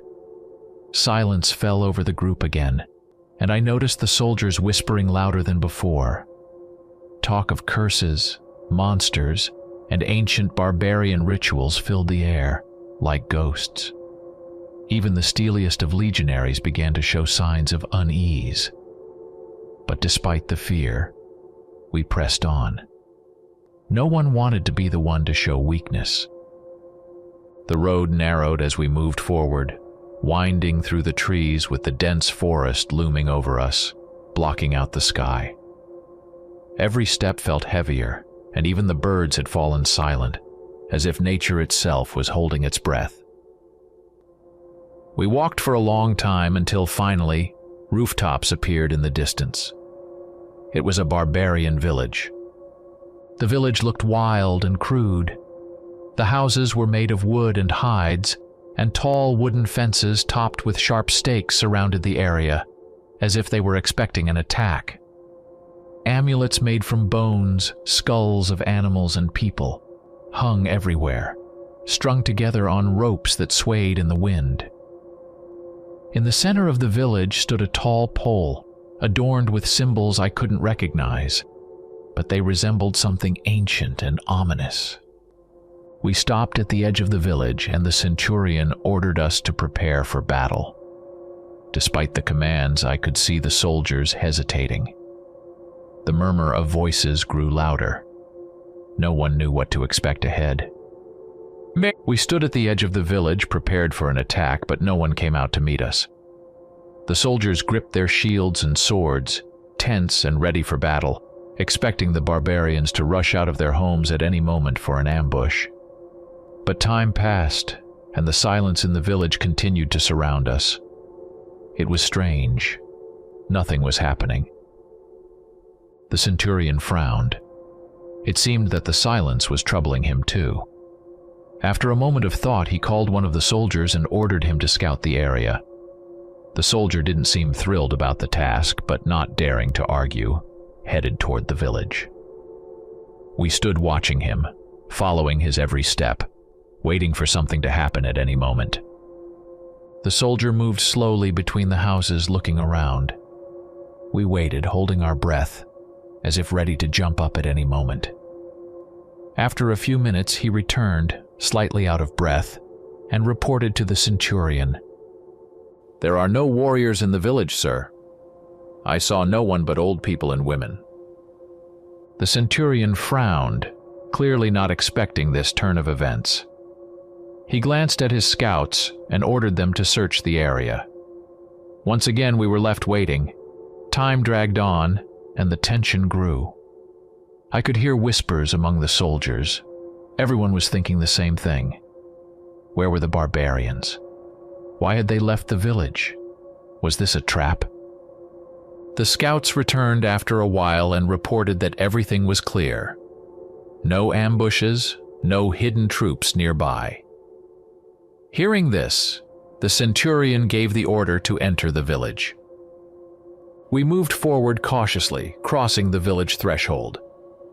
The centurion ordered a search of every house and for all the villagers to be gathered. The legionaries acted quickly and efficiently as always. They entered homes, pulling people out, old men, women, and children. The villagers looked at us with distrust and fear, but they didn't resist. They were dragged outside, lined up, and some were questioned. It was a cold, mechanical action. We were invaders to them, and though I tried to remain neutral, a strange feeling crept over me. Each house was thoroughly searched. The legionaries were looking for weapons, hidden supplies, anything that might reveal the presence of an enemy. They rummaged through every corner, dragging things outside, overturning furniture. It wasn't wild cruelty, but a disciplined operation. Romans always acted according to a clear plan. But the atmosphere was oppressive. The villagers clearly knew something we didn't understand. I watched everything with growing unease. Where were the warriors? Why had they left, abandoning their families without protection? My mind buzzed with guesses, but the answers eluded me. The only thing that was clear was that this place held some kind of secret. The legionaries began interrogating the villagers. They went one by one, asking the same question. Where are the warriors? But no one answered. The barbarians only lowered their eyes or stared back with hatred, saying nothing. The tension grew, and it felt like the unit was on edge. With each silent response, the centurion became more irritated, his voice growing harsher, his orders more severe. Suddenly, one of the soldiers approached the centurion, looking down as if afraid to speak, and quietly reported, "Sir, there's an old woman at the end of the village. She refuses to come out. We tried, but she won't comply." The centurion spun toward him, nearly shouting, "Why are you hesitating? Drag her out by force." The soldier hesitated, seemingly battling his own fears, and continued, "I think she's a shaman, sir. We're afraid she might curse us." These words enraged the centurion. His face twisted in anger, and he nearly growled, "A curse? You're a Roman legionary, not a child. Act or I'll curse you myself. Where is this witch?" Fed up with the soldier's reluctance, he stormed toward the old woman's house, striding through the village in fury. I decided to follow him. Something told me this encounter would be important. When we reached the small, crumbling house at the edge of the village, the centurion threw open the door and stormed inside. From outside, we heard things crashing inside, and moments later the centurion dragged the old woman out. She was terrifying to look at, bent over with wild, tangled gray hair that obscured half her face. Her eyes were wild and crazed, and her mouth muttered something unintelligible, as if chanting ancient spells. She was a nightmare come to life. And then, with inhuman speed, the old woman lunged at the centurion's leg as if to bite him.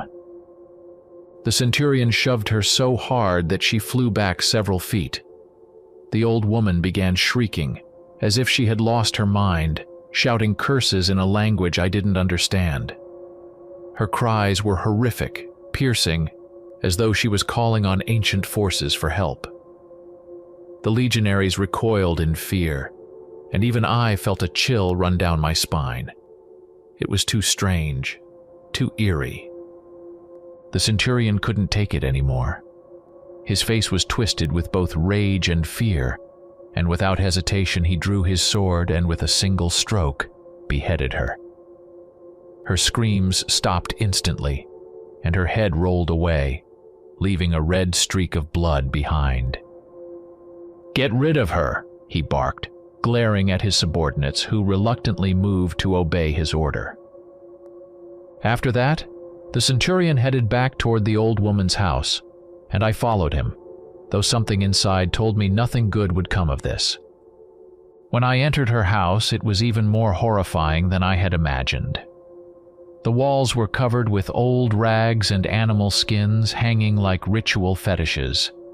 Bones, skulls, feathers, and carved wooden totems with faces twisted in fear were strewn everywhere. In the corner was a pile of rotting plants and herbs that gave off a foul odor. On the floor was a strange symbol, a large circle with lines intertwined like an ancient pattern. In the center of the circle stood small wooden idols, as if symbolizing unknown gods. But the most horrifying thing was on the table. There were bones, not just animal bones, but human remains. Skulls of children and adults were carefully arranged into strange shapes, covered in dried bloodstains. Around them were small vessels filled with a dark liquid that gave off a stench so foul it made me nauseous. It was like a macabre altar, built for unspeakable rituals. I stared at it all, feeling the blood freeze in my veins. This place reeked of ancient fears and curses. The centurion glanced around the room, and I saw his face twist in disgust and anger. He cursed, spitting on the floor, and turned to me, his voice sharp, almost growling. "Burn all of this, immediately. We can't leave anything here." I had no choice. Orders were not up for discussion. I nodded silently and began to act. Everything around me felt eerie. Every object in this shaman's house breathed with ancient malice and something otherworldly.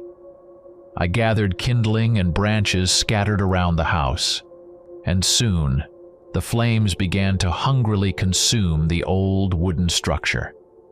The fire crackled loudly, and smoke billowed into the sky. The burning house made strange sounds, as if something inside was resisting, silently screaming. I stood, watching as the flames engulfed the walls, crawled across the roof and windows, destroying everything. The bone idols and fetishes melted or cracked, breaking under the heat. It felt like a ritual of purification, but the fear lingered. Whatever this old woman had done here, her darkness was woven into every part of this place, and even the fire couldn't dispel the sense of dread. When I returned, it was already getting dark. The villagers had been herded into one part of the village like livestock in a pen. They were tied to wooden posts, sitting with grim, resigned faces, not making a sound. The barbarians' fear of the Romans was obvious, but something told me they weren't afraid of us. They feared something else, something that might come with the nightfall. The other legionaries began setting up camp. As usual, they dug a trench, put up wooden fences and stakes around the perimeter. It was the standard procedure. The legionaries were trained to fortify their position on any terrain, whether in the forest or open fields. Their actions were so coordinated that the camp seemed to appear instantly. Fires were lit, food was prepared, weapons were sharpened, but the atmosphere was tense. Darkness fell faster, and the sense of looming danger hung in the air. Everyone was expecting an attack. The centurion, though trying to keep calm, was clearly on edge. He felt it just as I did. Something was going to happen. You could feel it in your skin. I stood by one of the fires, warming my hands, but my mind was elsewhere. Whatever was happening in this village, the shaman and her rituals clearly played a role in it. These people, the barbarians, weren't just waiting for their fate. They knew something that we didn't. And that fear, the one that gripped their hearts, wasn't because of the Roman soldiers. I saw how they looked at the forest around them, as if expecting someone or something to emerge from the shadows of the trees. I sat by the fire, trying to convince myself that monsters didn't exist. I was a man of the 21st century, with a rational mind, and I couldn't believe in ancient superstitions about creatures and curses. But then again, this place, I didn't know it. This could be another world, where everything that seemed like myths in my time was reality. And that fear that filled the soldiers, it spread to me. What if there really were creatures out here, the ones the barbarians spoke of and even our own scouts whispered about? Suddenly, a soldier burst out of the darkness. He was pale, his face slick with sweat, and his eyes wide with terror. He stopped in front of the centurion, gasping for breath as if he had just run a long distance. "Sir, something strange happened with the old woman," he blurted out between breaths. "I took her body to the edge of the village, but when I checked, something's wrong." The centurion straightened, his face momentarily clouded. He, like all of us, tried to hide his fear, but something in the soldier's voice clearly unsettled him. "Lead us there," the centurion commanded, and without thinking, I followed. We walked through the village, where the shadows of the fires flickered on the walls of the houses, making the place even more sinister. Soon we reached the edge of the village, where the soldier had left the body of the decapitated shaman. I was prepared to see her mutilated body, but what we found was far worse. The old woman's body was gone, and in her place lay a massive wolf, its head severed. Its fangs gleamed in the moonlight, its eyes rolled back, and its fur still shimmered with fresh blood. But the most horrifying thing was that in one of the bloodstains, I recognized the outline of the same symbol that had been in her hut. The wolf was enormous, bigger than any creature I had ever seen. Even in the 21st century, I would have called it a monster. The sight left us all frozen in place, and even the centurion couldn't hide the tremor in his voice when he spoke. "What in the name of hell?" he whispered, glancing around as if expecting something else to emerge from the shadows. The rest of the legionaries stood in stunned silence, their eyes fixed on the beast. I saw the fear in their eyes, and I couldn't shake the feeling that something was very wrong here. How could this have happened? Was this really a wolf, or something far darker? The centurion, gathering his strength, shouted sharply, "Burn it, now!" But the soldiers didn't respond immediately. They hesitated, clearly unwilling to approach this horrific scene. It was obvious that fear had gripped their hearts, and though I was terrified myself, I knew standing idle was dangerous. Finally, a few legionaries obeyed the order and reluctantly began piling branches and kindling around the creature's body. The fire started slowly, but soon the smoke rose into the sky, filling the air with a heavy, suffocating stench. The wolf burned, its body twisting and shrinking in the flames, as if even in death it was resisting. When it was over, we returned to camp in silence. No one said a word, but the fear was palpable. The night at the camp was tense, and no one allowed themselves to relax. Midnight was approaching, and darkness thickened around the camp. I was assigned to watch duty. I stood at the camp's perimeter with another legionnaire, staring into the dense forest that surrounded us like an impenetrable wall. The wind rustled the branches, and every sound seemed ominous. My companion occasionally cast nervous glances toward the trees, but we both remained silent. The camp, illuminated only by the fires, looked like a small island of light in a sea of darkness. I could feel fear slowly creeping up on me despite my attempts to remain rational. And then I heard it. A rustling sound, as if something was moving through the undergrowth. I tensed, straining to see into the darkness, and my heart began to beat faster. This sound wasn't like the usual wind through the trees. It was deliberate, cautious, as if someone or something was watching us. "Did you hear that?" I whispered to my companion. He nodded, and we both froze, listening to the silence that had suddenly become unbearably heavy. And then I saw it, a pair of glowing eyes shining in the darkness. They were motionless, but I could feel something sinister lurking behind them. They were watching us as if studying our weaknesses. "Look," I whispered tensely to my companion, pointing to the glowing eyes. He froze for a moment, then, with fear etched on his face, ran to wake the centurion. I remained at my post, not taking my eyes off those glowing orbs.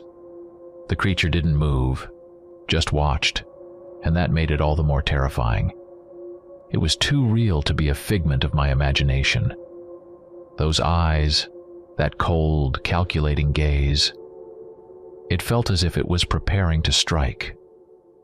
When my companion returned with the centurion and a few more soldiers, The eyes had disappeared. Nothing. The darkness swallowed the forest once more, and I began to doubt whether I had actually seen them. The centurion, of course, was displeased, but before he could voice his frustration, screams erupted from the other side of the camp. The screams of sentries, filled with terror and pain, shattered the silence. The sound of a struggle, of branches breaking, and we rushed toward the noise, my thoughts a whirlwind of fear and adrenaline. When we arrived, I saw what I feared most. Among the legionnaires was a massive humanoid beast. It was neither just a wolf nor a man. The creature resembled a werewolf, like in the old legends. Its body was covered in thick, dark fur, muscular and powerful, and its claws were so long that they easily tore through the legionnaire's armor. Its face was a grotesque blend of human and wolf features, with enormous fangs gleaming in the torchlight. The eyes, the very ones I had seen earlier, now burned with fury. The creature moved swiftly and with deadly precision, like a predator, tearing through our men as if they were made of straw. Its strikes were devastating. It lunged at the legionnaires with such ferocity that every swipe of its claws ripped through armor and flesh. Blood sprayed across the ground, and the dying soldiers' screams mixed with the beast's roar. I froze for a moment, unable to believe what I was seeing. It was a living nightmare made flesh. My thoughts raced. How could this be real? This was myth, legend, yet it was happening right before my eyes. Despite the fear, the legionnaires fought with coordination. They quickly formed a battle line, raising their shields to create a wall. Several spears struck the creature, but it seemed unfazed, swinging its limbs and fending off the attacks. The centurion shouted orders, rallying the soldiers. I watched as the legionnaires lunged into battle, swinging their swords, trying to wound the beast, but it was too strong, too fast. At one point, the creature leapt onto one of the legionnaires, tearing open his chest with its claws as if it were fabric. The legionnaire fell, choking on his own blood, and the beast prepared for another strike. But at that moment, the coordinated efforts of the soldiers paid off. Several legionnaires struck simultaneously at the beast's sides and neck. One of them drove a gladius straight into the creature's chest, and it howled in pain. I saw its massive body convulse, and for a moment it looked as though it might break free. But fortune was on our side. The soldiers continued their assault, striking again and again until finally the beast collapsed to the ground, letting out one last roar. Everyone stood still, staring at the fallen creature. It was enormous, and even in death, its body exuded an ominous power. The legionnaires, breathing heavily, looked at the defeated foe, unable to believe they had managed to kill it. I stood aside, still trembling from the adrenaline. It was something unbelievable. A werewolf. A real, living werewolf. Well, no, now it was dead. We all stood there, staring at the fallen body of the beast. The shock paralyzed the legionnaires.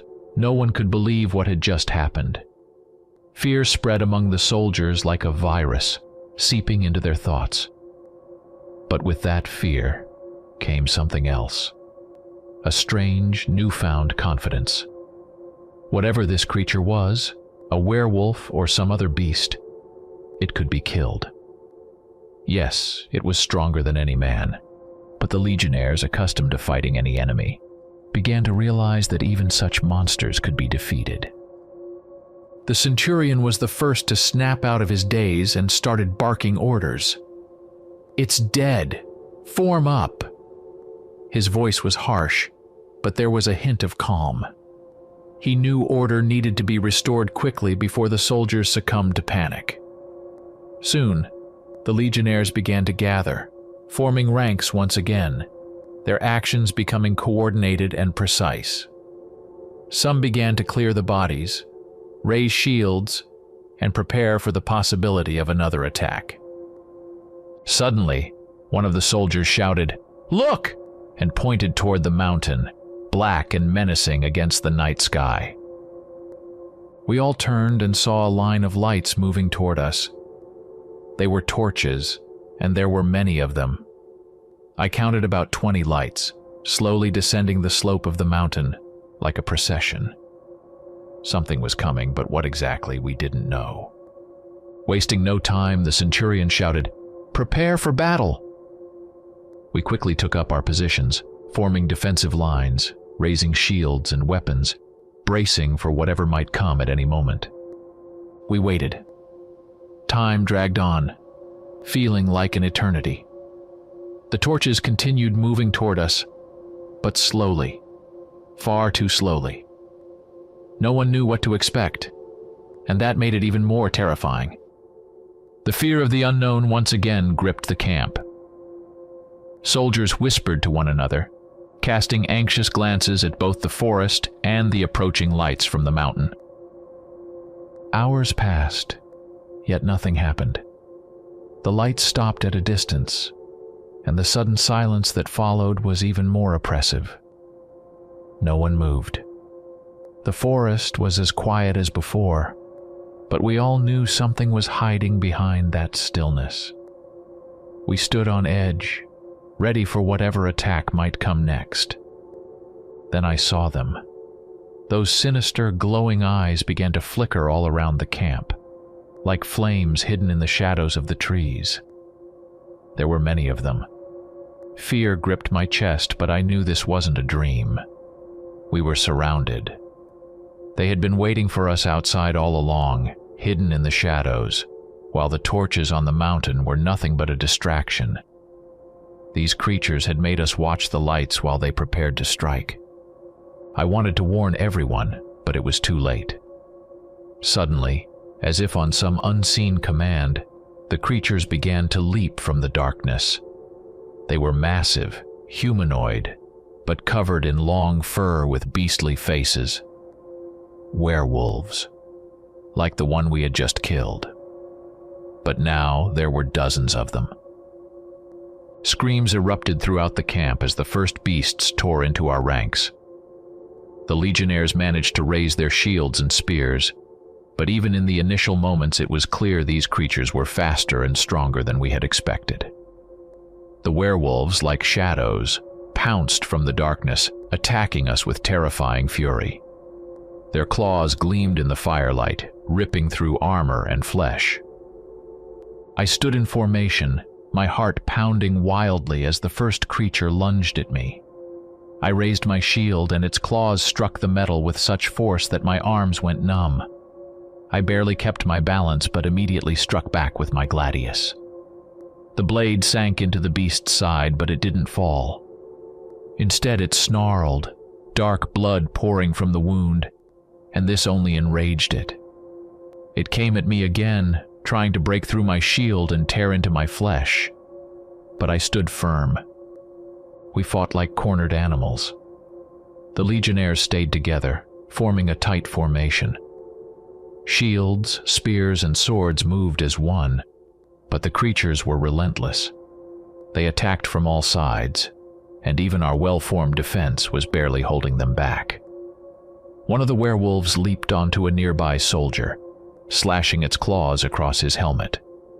The metal cracked, and the legionnaire collapsed with his head torn open. Screams of pain and terror echoed around us. I fought with desperate determination. My arm, wielding the gladius, ached, but I continued to strike. I stabbed the creatures' bodies, dodging their claws, but it all felt endless. One of the beasts tore my shield apart, and I nearly fell. But then Mark came to my rescue. He roared as he plunged his sword into the neck of the beast that had attacked me, and its lifeless body collapsed to the ground. "Don't give up, Aurelius," he shouted, returning to the fray, and I knew if I hesitated for even a second, it would mean my end. My thoughts were a blur. How had I ended up in this world, In this nightmare? I was fighting for my life, realizing that the monsters we had only heard about in legends were now a reality. I could no longer deny it. These creatures were real, and they were intent on killing us all. The battle raged on, seemingly for an eternity. The legionnaires fought to the last. Every sword strike, every shield bash was filled with desperation, but also with resolve. We knew that if we didn't win now, no one would return alive.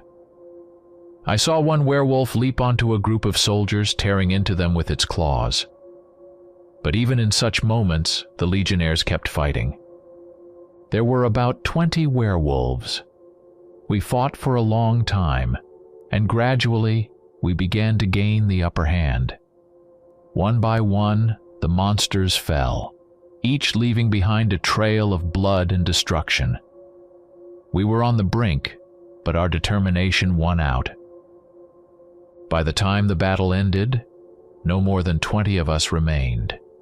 There had been 100 of us at the start, one centuria, the pride of Rome. Now, half of us lay dead on the ground, torn apart by the claws of these creatures. The forest was littered with the bodies of both legionnaires and beasts, and only the fire illuminated this bloody massacre. I stood among the carnage, exhausted, barely alive. Mark had saved my life again. Several times when I was on the verge of death, he had driven his sword into the beasts that were about to kill me. Without him, I would have been dead long ago. We survived this hell, but the cost was high. We all sat around, barely breathing, trying to recover from the bloody carnage. The fire flickered in the darkness, casting light on the field littered with the bodies of our comrades and the dead creatures. The centurion had survived too, but he was covered in blood, his own, the soldiers, and the beasts. He sat on a rock, staring blankly ahead, and even he, a man who had lived through countless battles, seemed shaken. But soon, breathing heavily, he rose to his feet. He was wounded and bloody, but his gaze was determined. First, he surveyed the remnants of his unit, then lifted his head toward the mountain, black and foreboding against the night sky. I could see the fire in his eyes, the same fire that burned in our campfires. He wasn't going to retreat. "We need to finish what we started," he said, his voice hoarse but firm. "We'll head up the mountain and deal with whatever's causing this." The remaining soldiers, exhausted but resolute, stood up. We gathered our weapons and prepared for the climb. We set off along the path leading to the mountain. The forest around us was dense, with low-hanging branches, and the trees stood close together. Silence hung over us again, and every sound seemed threatening. I marched forward, gripping my gladius tightly, feeling the fear slowly creeping back in. Soon, we saw something strange ahead. Torches burned on either side of the path, stuck into the ground, illuminating a gruesome sight. Wooden effigies, made of sticks, scraps of cloth, and bones, stood in rows like soldiers. Each had a crudely carved face, and these dolls stared at us with hollow eyes. They stood like sentinels at the entrance to some horrific place. Each effigy was draped in amulets and bone fetishes, which clattered together in the wind, creating an eerie sound. What were they? I didn't know. Maybe some barbaric ritual or ancient symbols to ward off evil. But their presence made me shudder. It felt as though they were watching our every move, and each time I glanced back, I thought they had moved closer. We pressed on, climbing the winding path that led higher and higher up the mountain. The higher we climbed, the more the rocks and tree roots protruding from the ground reminded us we were approaching something important. The air grew colder, and the wind stronger. It blew against us, as if trying to stop our ascent. All I could think about was what awaited us at the top. What else could be hiding in these dark caves and behind these ancient rituals? My head spun with fear and uncertainty, but I couldn't allow myself to stop. Soon, we were nearly at the summit. Before us, a cave came into view, and black smoke billowed from its entrance. It was thick and heavy like fog, reaching out toward us, shrouding the path. This place felt unnatural, and every instinct I had screamed to turn back and run, but I knew we couldn't stop now. As we entered the cave, everything was enveloped in a heavy darkness, broken only by the faint glow of numerous torches set around the perimeter of a massive chamber. The walls were covered in strange, menacing symbols, and the air was thick with the smell of sacrificial blood and dampness. It felt as though this hall had not been built by men, but by forces we could barely comprehend. In the center of the hall stood enormous stone gates. They were carved from ancient stone and etched with symbols and images of monstrous creatures. Most were wolves and werewolves, their snarling faces and glowing eyes so detailed they seemed alive, as if they were watching us, waiting for their chance to break free. The carvings were so intricate, it felt like they could spring to life at any moment. But the most terrifying sight awaited us by the portal itself. There stood the very same shaman we had beheaded earlier. She was alive, or at least appeared so. Her head was back in place, though there were still visible marks around her neck from the sword stroke that should have killed her. She was chanting some ancient incantation, whispering words that sent chills down my spine. Her voice was low, and it rang out as though she were speaking to the darkness itself. Beside her, a large fire burned, and in it, I could see skulls and human bones. Suddenly, the portal began to glow brightly. I saw shadowy figures moving within the stone gates. At first, they were just vague shapes, but soon they became clearer. There were hundreds, no, thousands, of creatures, like the ones we had fought. Enormous werewolves with glowing eyes, staring at us from beyond the gate like predators preparing to pounce. My heart froze in my chest. We were standing on the edge of disaster. The centurion, realizing what was happening, didn't hesitate. He shouted, "Die, monster!" and with incredible speed hurled his spear. It shot through the air like an arrow piercing the shaman's heart. She gasped, choking on her incantation, and collapsed to the ground. Her body stilled, blood spilling onto the stone. But it seemed like it was already too late. The portal became more tangible by the second. I could see the dark world beyond it, teeming with thousands of creatures. Their glowing eyes were fixed on us, and a terrible roar filled the chamber. And then I saw it. A massive, hairy paw with sharp claws slowly pushing through the gate. Whatever was on the other side was trying to break into our world.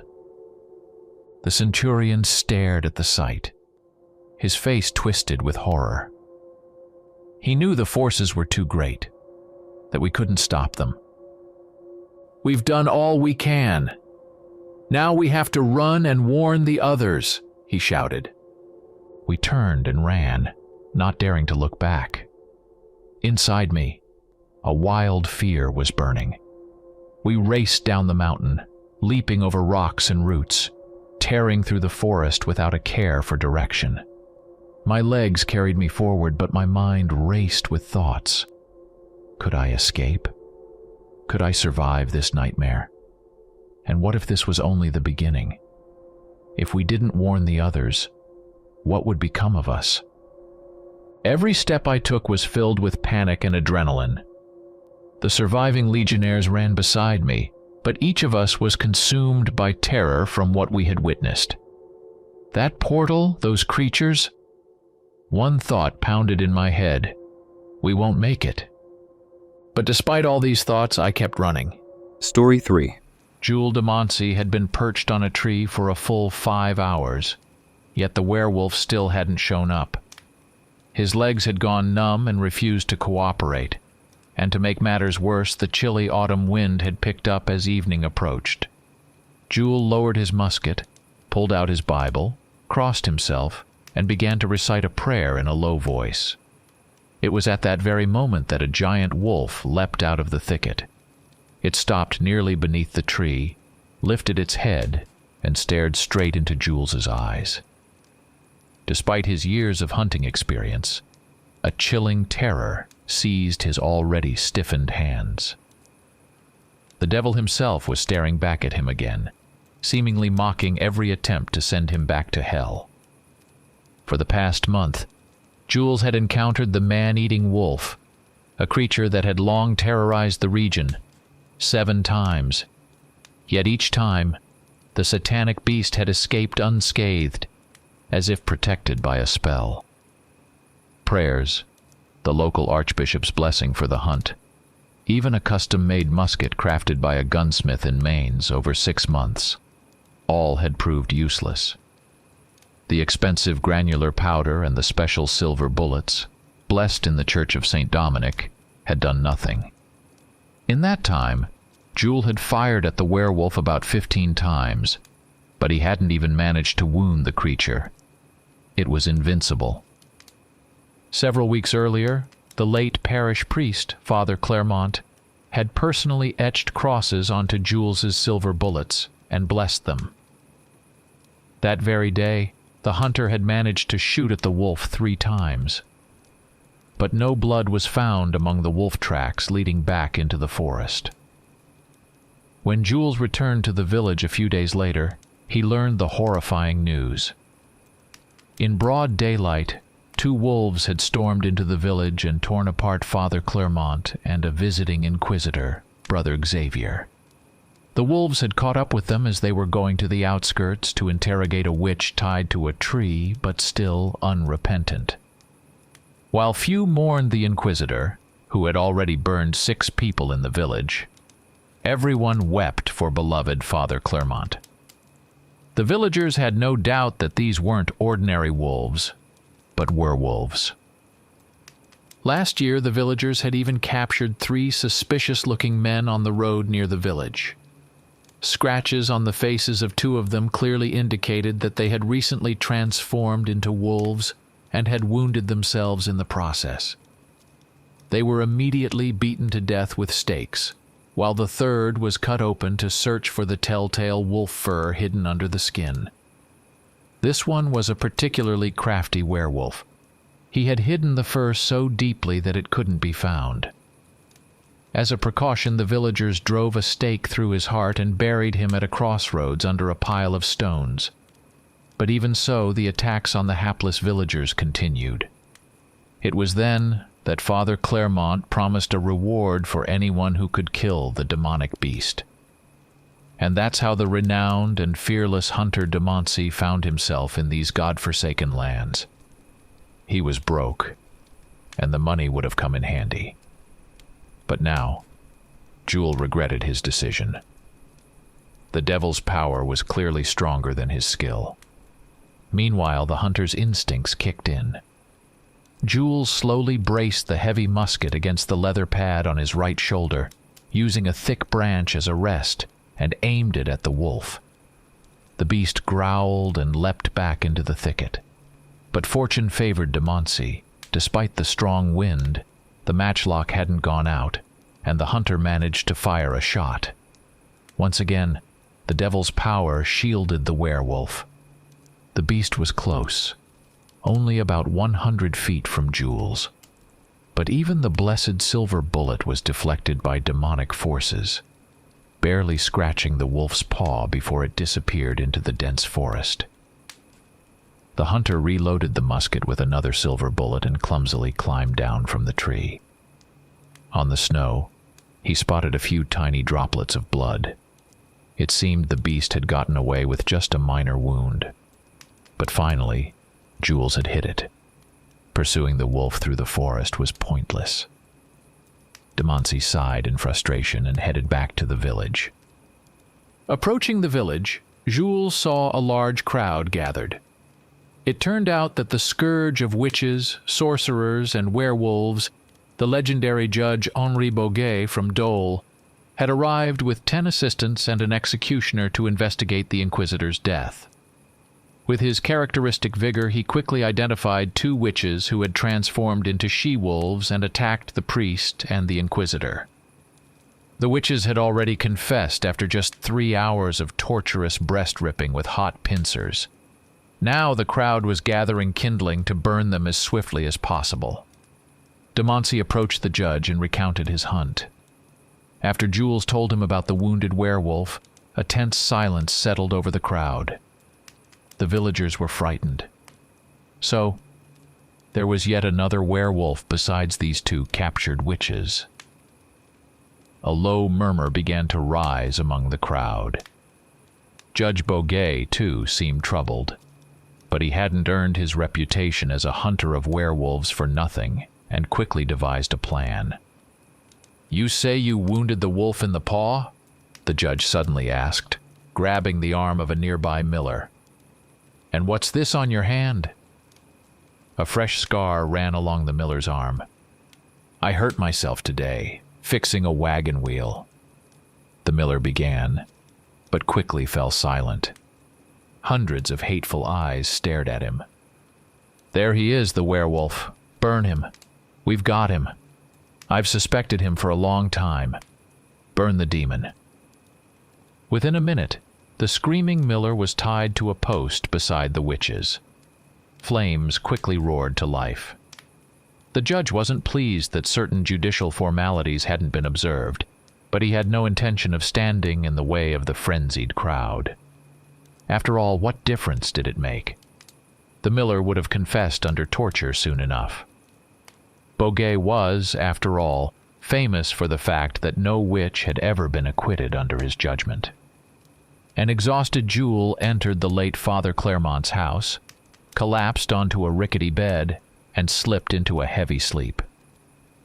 The old, battle-scarred wolf lay near his den, while a she-wolf licked his paw.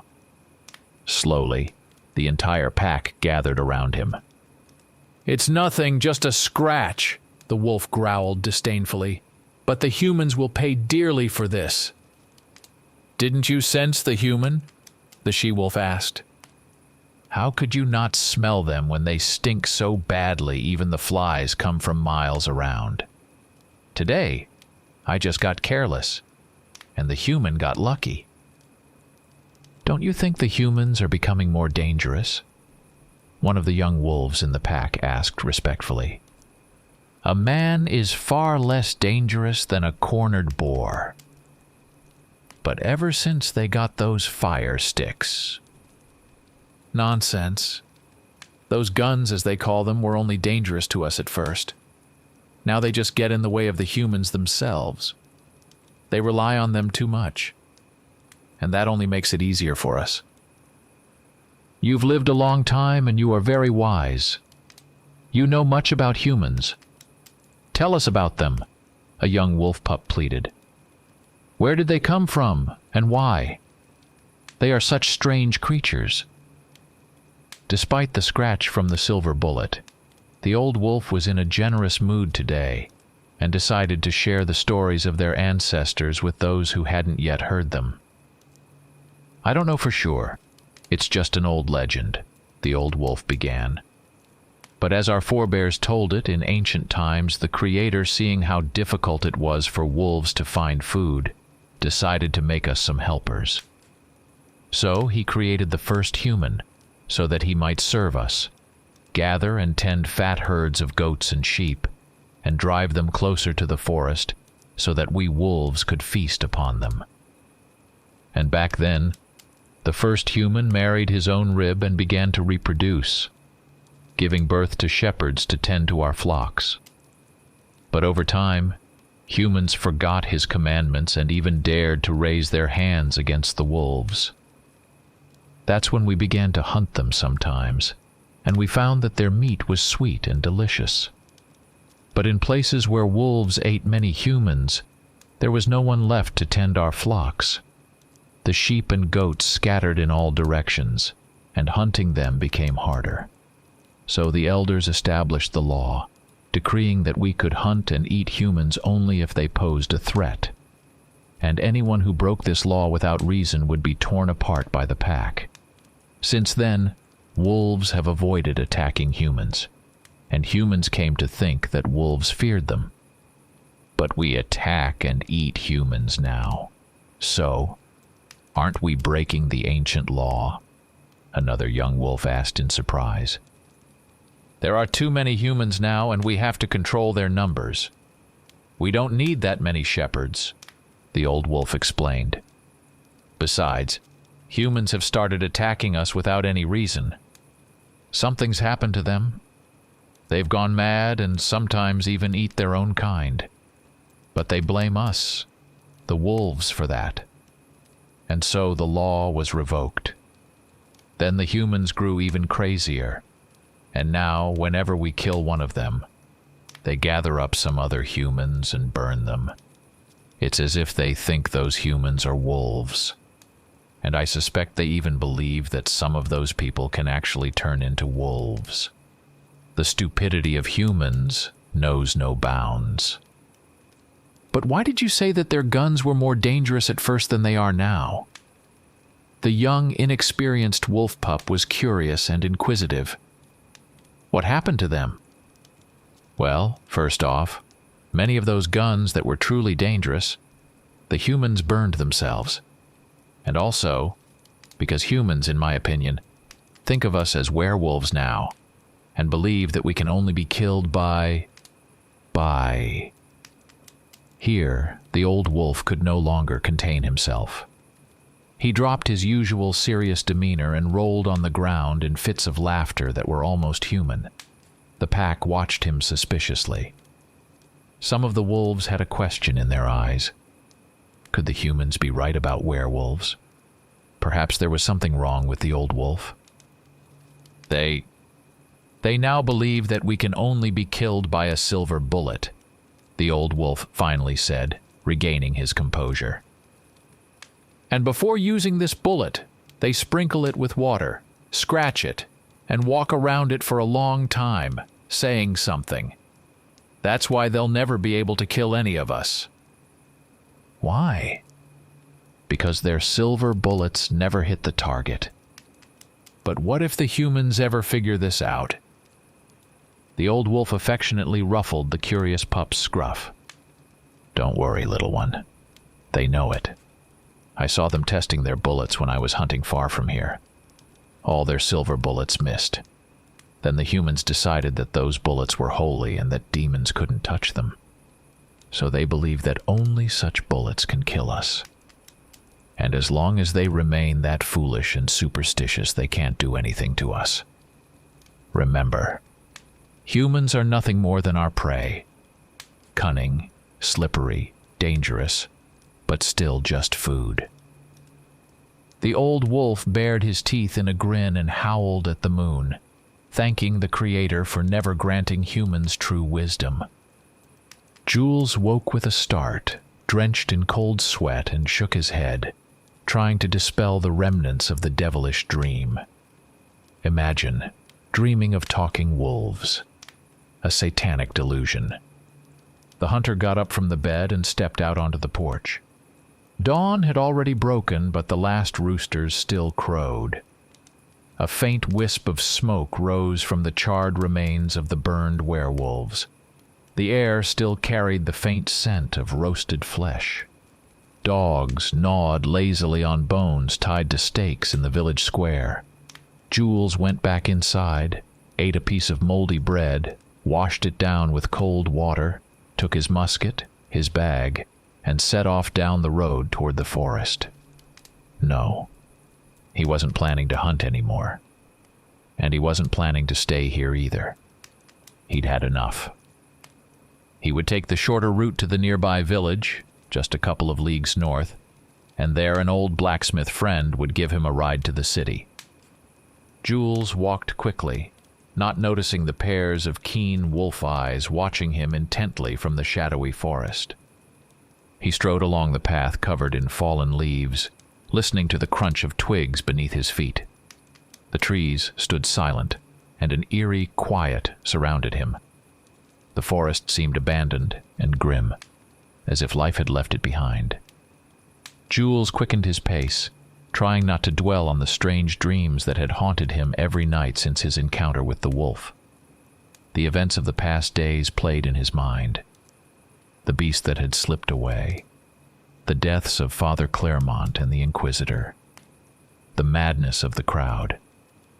Deep down, he felt that this was not yet over, as if something was drawing him back to this cursed forest. Jules had no intention of staying here any longer. He wanted to leave and forget it all as a terrible nightmare. But the farther he walked, the more he realized that the forest would not let him go so easily. The forest was alive, even if it appeared empty at first glance. The wolves were watching him. He could feel their eyes on his back. On the horizon, he spotted the blacksmith's house, his only hope for a swift escape. But just as Jules was about to reach the door, a man burst out of the bushes ahead, gasping for breath and clutching his side.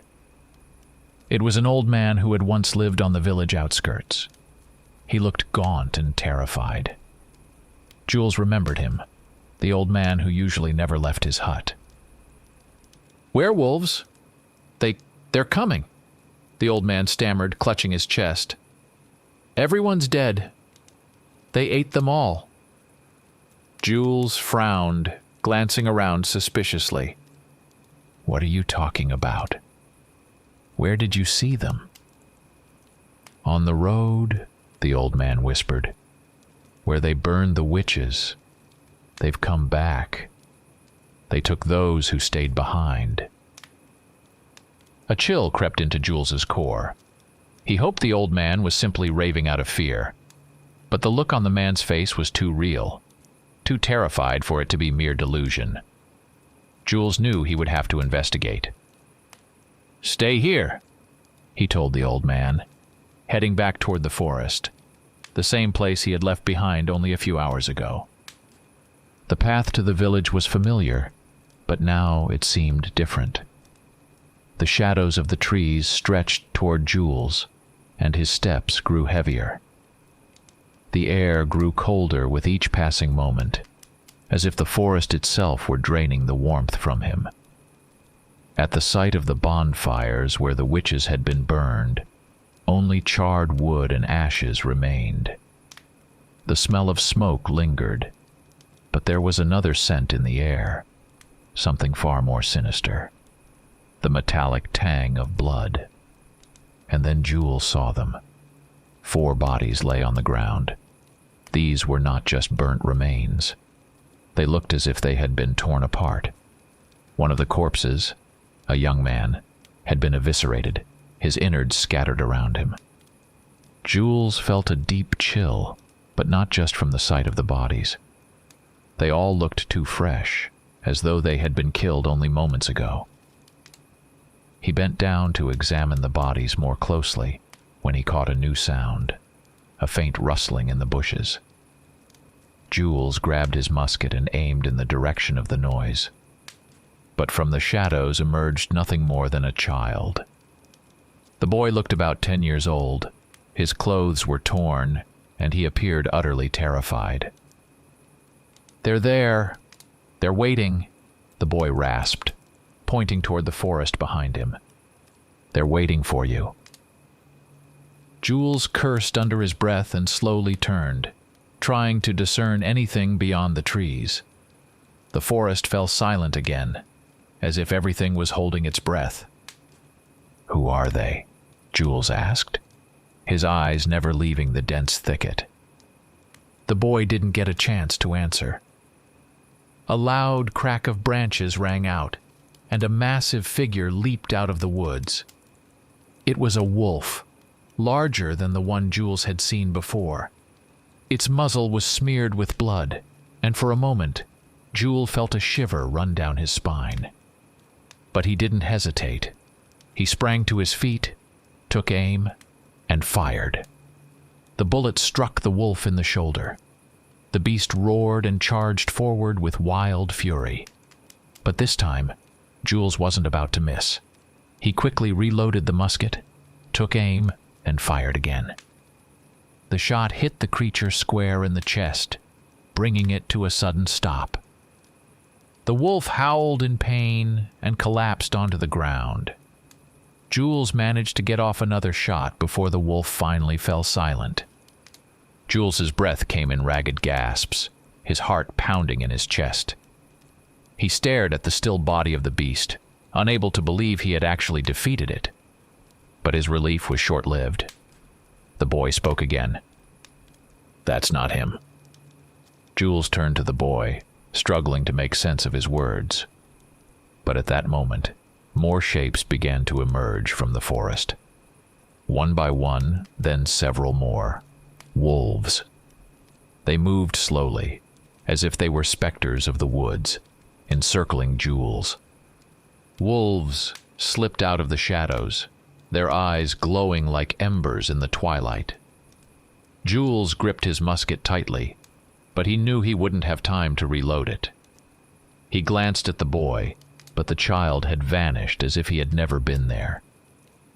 Jules turned back to the wolves, realizing he had no time left to think. They surrounded him in a tight ring, moving deliberately, savoring their prey's fear. "What do you want?" Jules shouted, trying to keep the tremor out of his voice. No reply came. The wolves kept closing in, their movements predatory and measured. Suddenly, one of them stopped and raised its head, jaws wide open. From its throat came a ghastly howl, long and piercing. The sound froze Jules to the bone. The wolf that had howled began to change. Its muscles twitched, and its bones creaked as if they were being stretched and compressed at the same time. The fur receded, revealing human skin underneath. In a moment, a man stood before Jules, not a wolf, but a gaunt, worn man with the eyes of a beast. He sneered, staring directly at the hunter. "Did you really think you could kill us?" he said, his voice low and rough. "We aren't afraid of your silver." Jules froze. The silver bullets, all his preparations, the blessings, they had all been in vain. He felt helpless. The man took a step forward, and the other wolves followed suit, shifting into human form as well. Now they were people, werewolves, with grotesque, distorted faces and animalistic gestures. "You're just a man?" the werewolf said, licking his lips. "Like all the others who tried to kill us before you. You're just another victim." Jules slowly stepped back, trying not to lift his musket. He knew it would be useless. One thought repeated in his mind: how to get out alive. "Why do you hunt us?" he asked, hoping to buy some time. "What do you want?" The werewolf grinned, baring sharp teeth. "You don't understand, hunter," he replied, coming closer. "We're not hunting you. We're simply keeping balance. There are too many humans now. They take everything, destroy the forests, kill animals for sport. We're just reclaiming what's ours." "This forest is our home," another werewolf interjected, his voice sharp and filled with hatred. "And you don't belong here." Jules felt his heart tighten with fear. He knew there would be no reasoning with these creatures. They weren't just wolves or men. They were something older, wilder than he could ever comprehend. "We're not letting you leave," the first werewolf said, drawing nearer. "You've seen too much. And those who see, don't leave here alive." Jules fired.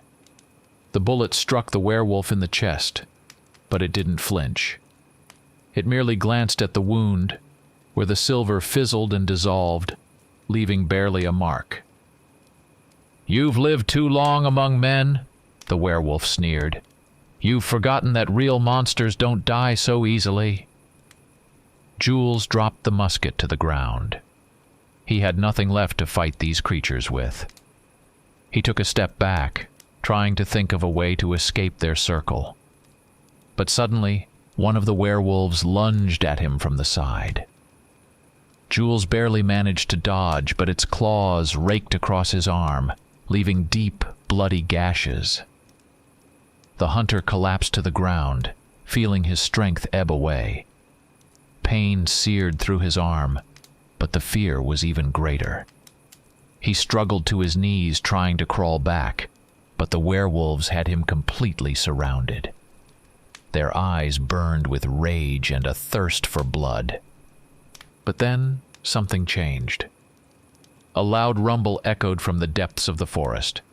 The werewolves froze, listening to a sound that seemed to come from far away. It wasn't a howl, nor a scream, but something darker, more ominous, that even made these creatures pause. The forest began to tremble, as though the very ground had come to life beneath their feet. The werewolves, who had been poised to tear Jules apart, began to look around as if sensing the approach of something far more dangerous. "He has awakened," one of them whispered, his voice filled with dread. "We need to leave." "No," snapped the first werewolf, the one who had stood closest to Jules. "We don't retreat." The rumbling grew louder. It was now clear that the sound came from something vast, heavy, and ancient. Suddenly, a giant shadow loomed from behind the trees. The figure was so massive it blocked out the moon. Jules couldn't make out who or what it was, but he knew one thing. Whatever it was, even the werewolves feared it. The werewolves, who had seemed invincible moments before, began to back away. They understood they had lost this fight. The figure continued to approach, its footsteps resonating through the ground.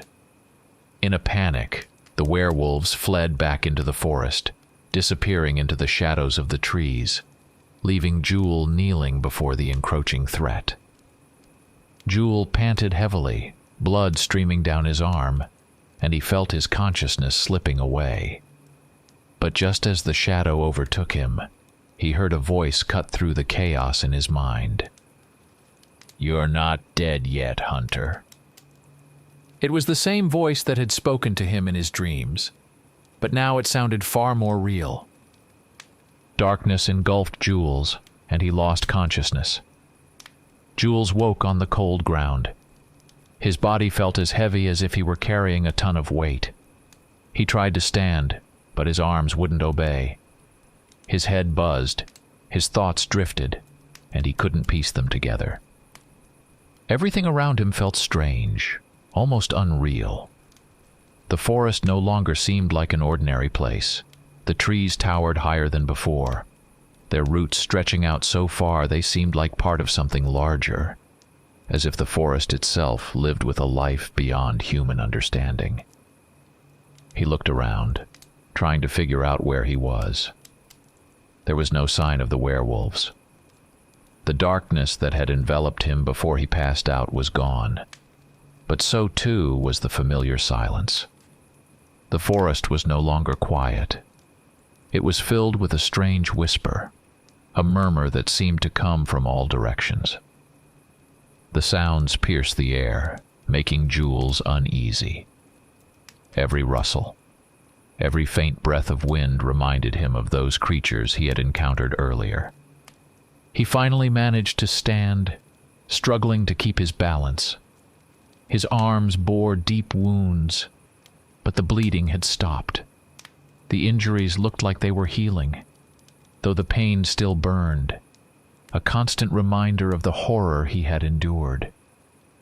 He tried to recall what had happened, but the only thing that stood out in his memory was the giant shadow that had sent the werewolves fleeing. What was it? Why were they so afraid? Suddenly, Jules heard footsteps behind him. He turned quickly but saw nothing. The footsteps continued, drawing closer. Jules tensed, feeling a rush of adrenaline. He reached for his musket, but it lay on the ground a few paces away. Sensing that he had no time to waste, he lunged for the weapon, grabbed it, and straightened up, bracing himself for whatever might come. From the shadows stepped a figure. It appeared to be a man, at least it seemed so at first glance. His clothes were tattered, his face hidden beneath a hood, and he carried a long staff. Jules took aim, but the man raised a hand in a gesture of peace. "Don't shoot, Hunter," the stranger said in a deep voice. "I am not your enemy." Jules didn't lower the musket right away. He scrutinized the stranger, trying to figure out who stood before him. "Who are you?" he asked, keeping his finger on the trigger. "I am one who knows this forest better than anyone," the stranger replied, taking a few steps closer. "And one who can help you." Jules frowned. The man's words were cryptic, and he had no intention of trusting him. "Why should I believe you?" the hunter asked, tension in his voice. "Because you've seen what you weren't meant to see," the stranger replied softly, coming closer. "And you were left alive for a reason." Jules tensed further. The stranger spoke with a certainty that suggested he knew much more than he let on. But before he could respond, the man lowered his hood. His face was scarred, and his eyes glowed with an eerie light. He didn't look like an ordinary man, though he appeared human.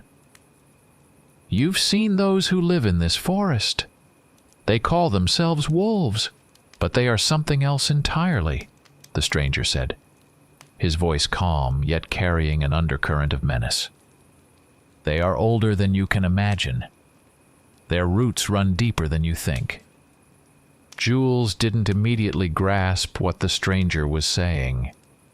But soon, the man continued, as if he knew that Jules had no more questions left. "This forest is not just a forest. It's part of what ties our world to another. The wolves, they're not just werewolves. They are guardians, protectors of this place. But over the years, they've changed. Now they crave power. They seek to control what lies beyond. And you've crossed their path." Jules furrowed his brow. He couldn't fully comprehend what the stranger was saying. He had always thought of werewolves as wild beasts, but now it seemed there was something far greater behind them. "What do you want from me?" Jules asked, growing more certain that this man held some vital knowledge. "I want to help you survive," the stranger replied. "And if you listen, you may be able to destroy those who have enslaved this forest." Jules hesitated.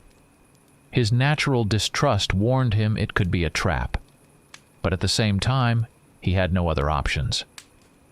He understood that he stood no chance against the wolves on his own. "How can I trust you?" Jules asked again, gripping the musket tightly. The stranger nodded, as if he understood Jules's hesitation. "You have no other choice," he said. "The wolves know you're here. They will come back for you. But if you follow me, I can show you something that might save you, and perhaps even stop them." Jules didn't answer right away, but deep down, he felt that the stranger spoke the truth. The wolves would indeed return, and he wouldn't be able to defend himself alone. Fighting back his internal doubts, he nodded. "All right," he said, lowering his weapon. "Show me what you know." The stranger turned and began to walk deeper into the forest, leading Jules further into its dark heart. The woods seemed denser and more foreboding than before. A strange scent lingered in the air, one that Jules couldn't identify. The air grew thicker, as if the forest itself were trying to suffocate him with its branches. They walked in silence. The stranger never looked back at Jules, and the hunter tried to remain vigilant. He had no idea where this strange man was leading him, but he felt that a revelation was near. Finally, they emerged into a small clearing. At its center stood an ancient stone, covered in symbols.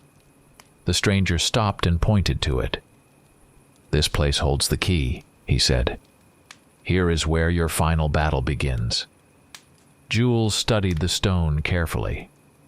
The symbols carved into its surface were ancient, but surprisingly, he could recognize some of them.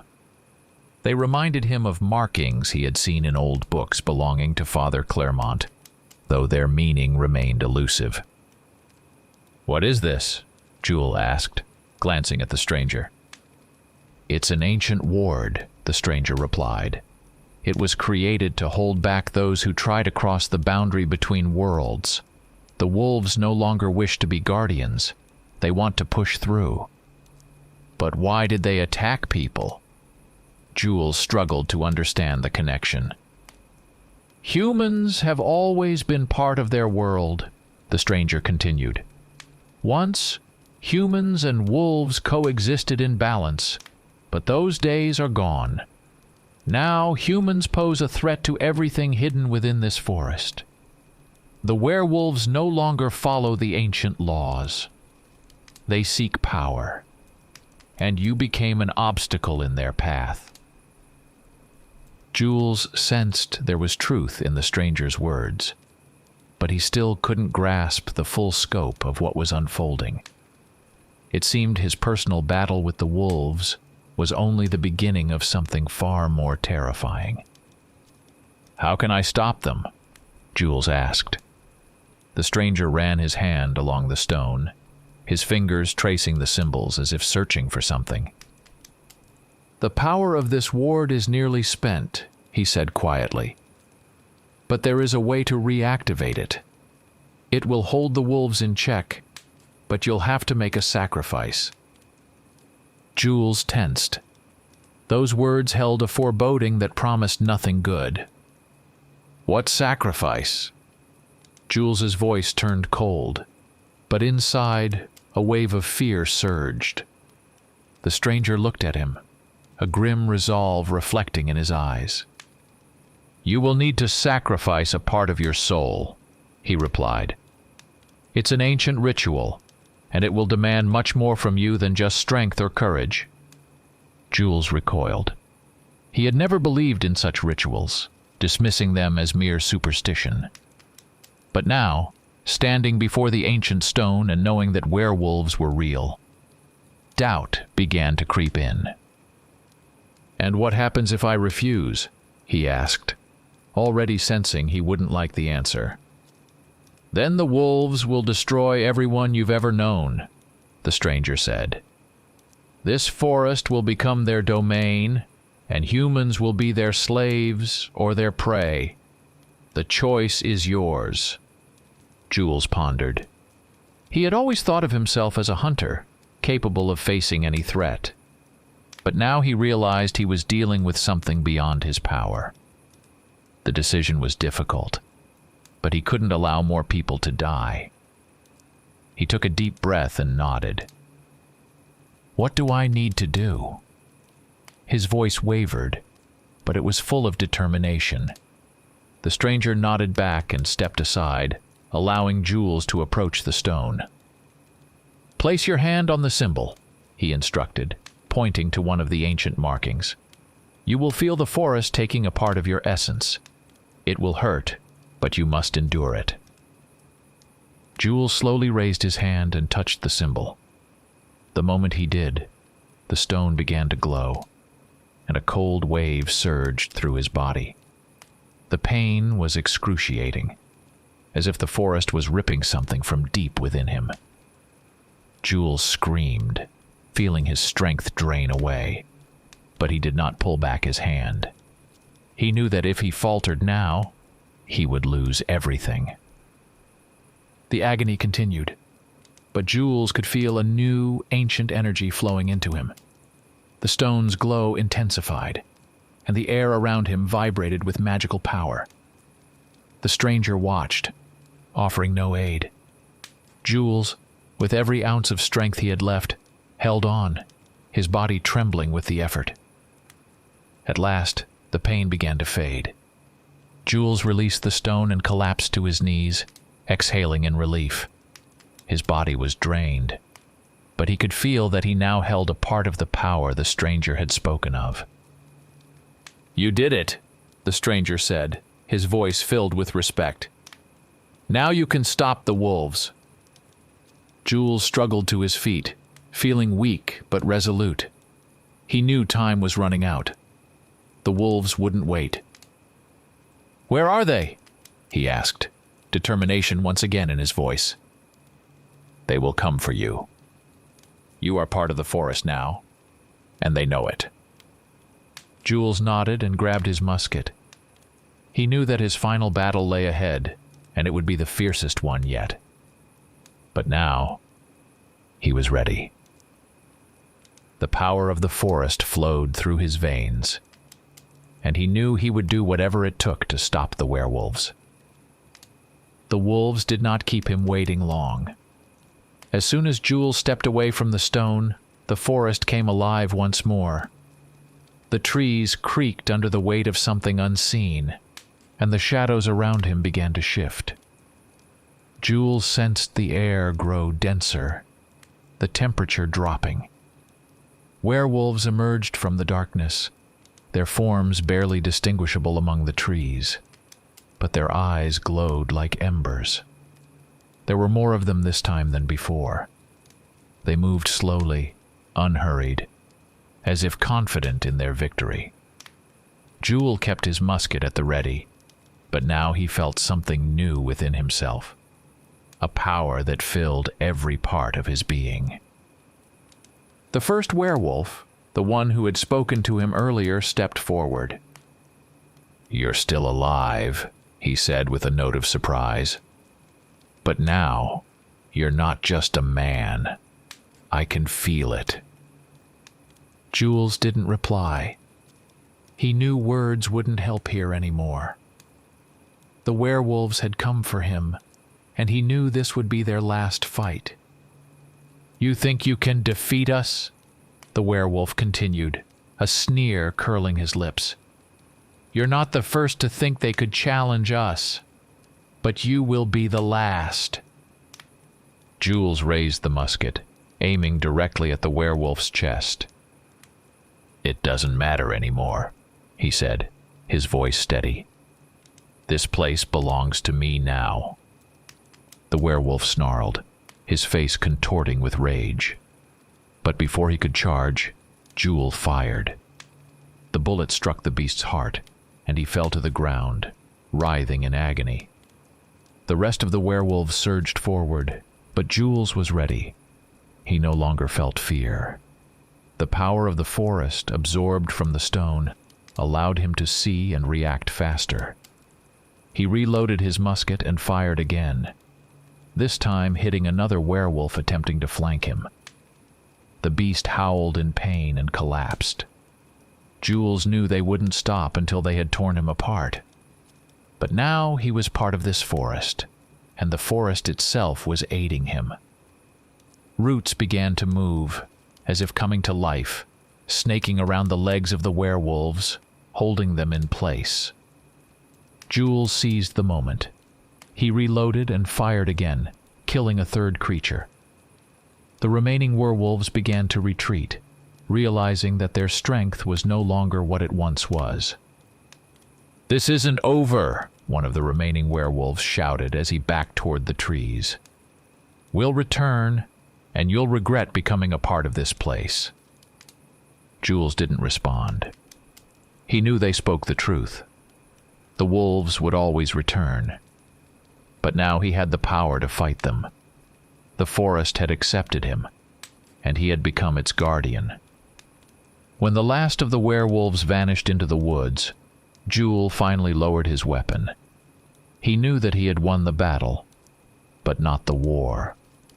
The forest was alive, and now he was a part of it.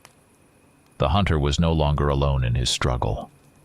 The power of ancient symbols and wards coursed through his veins, and he knew he would never be the same again. He looked up at the trees, which had once more fallen silent. In that moment, Jules understood that his life had changed forever. The forest had become his home, his protection, and his curse.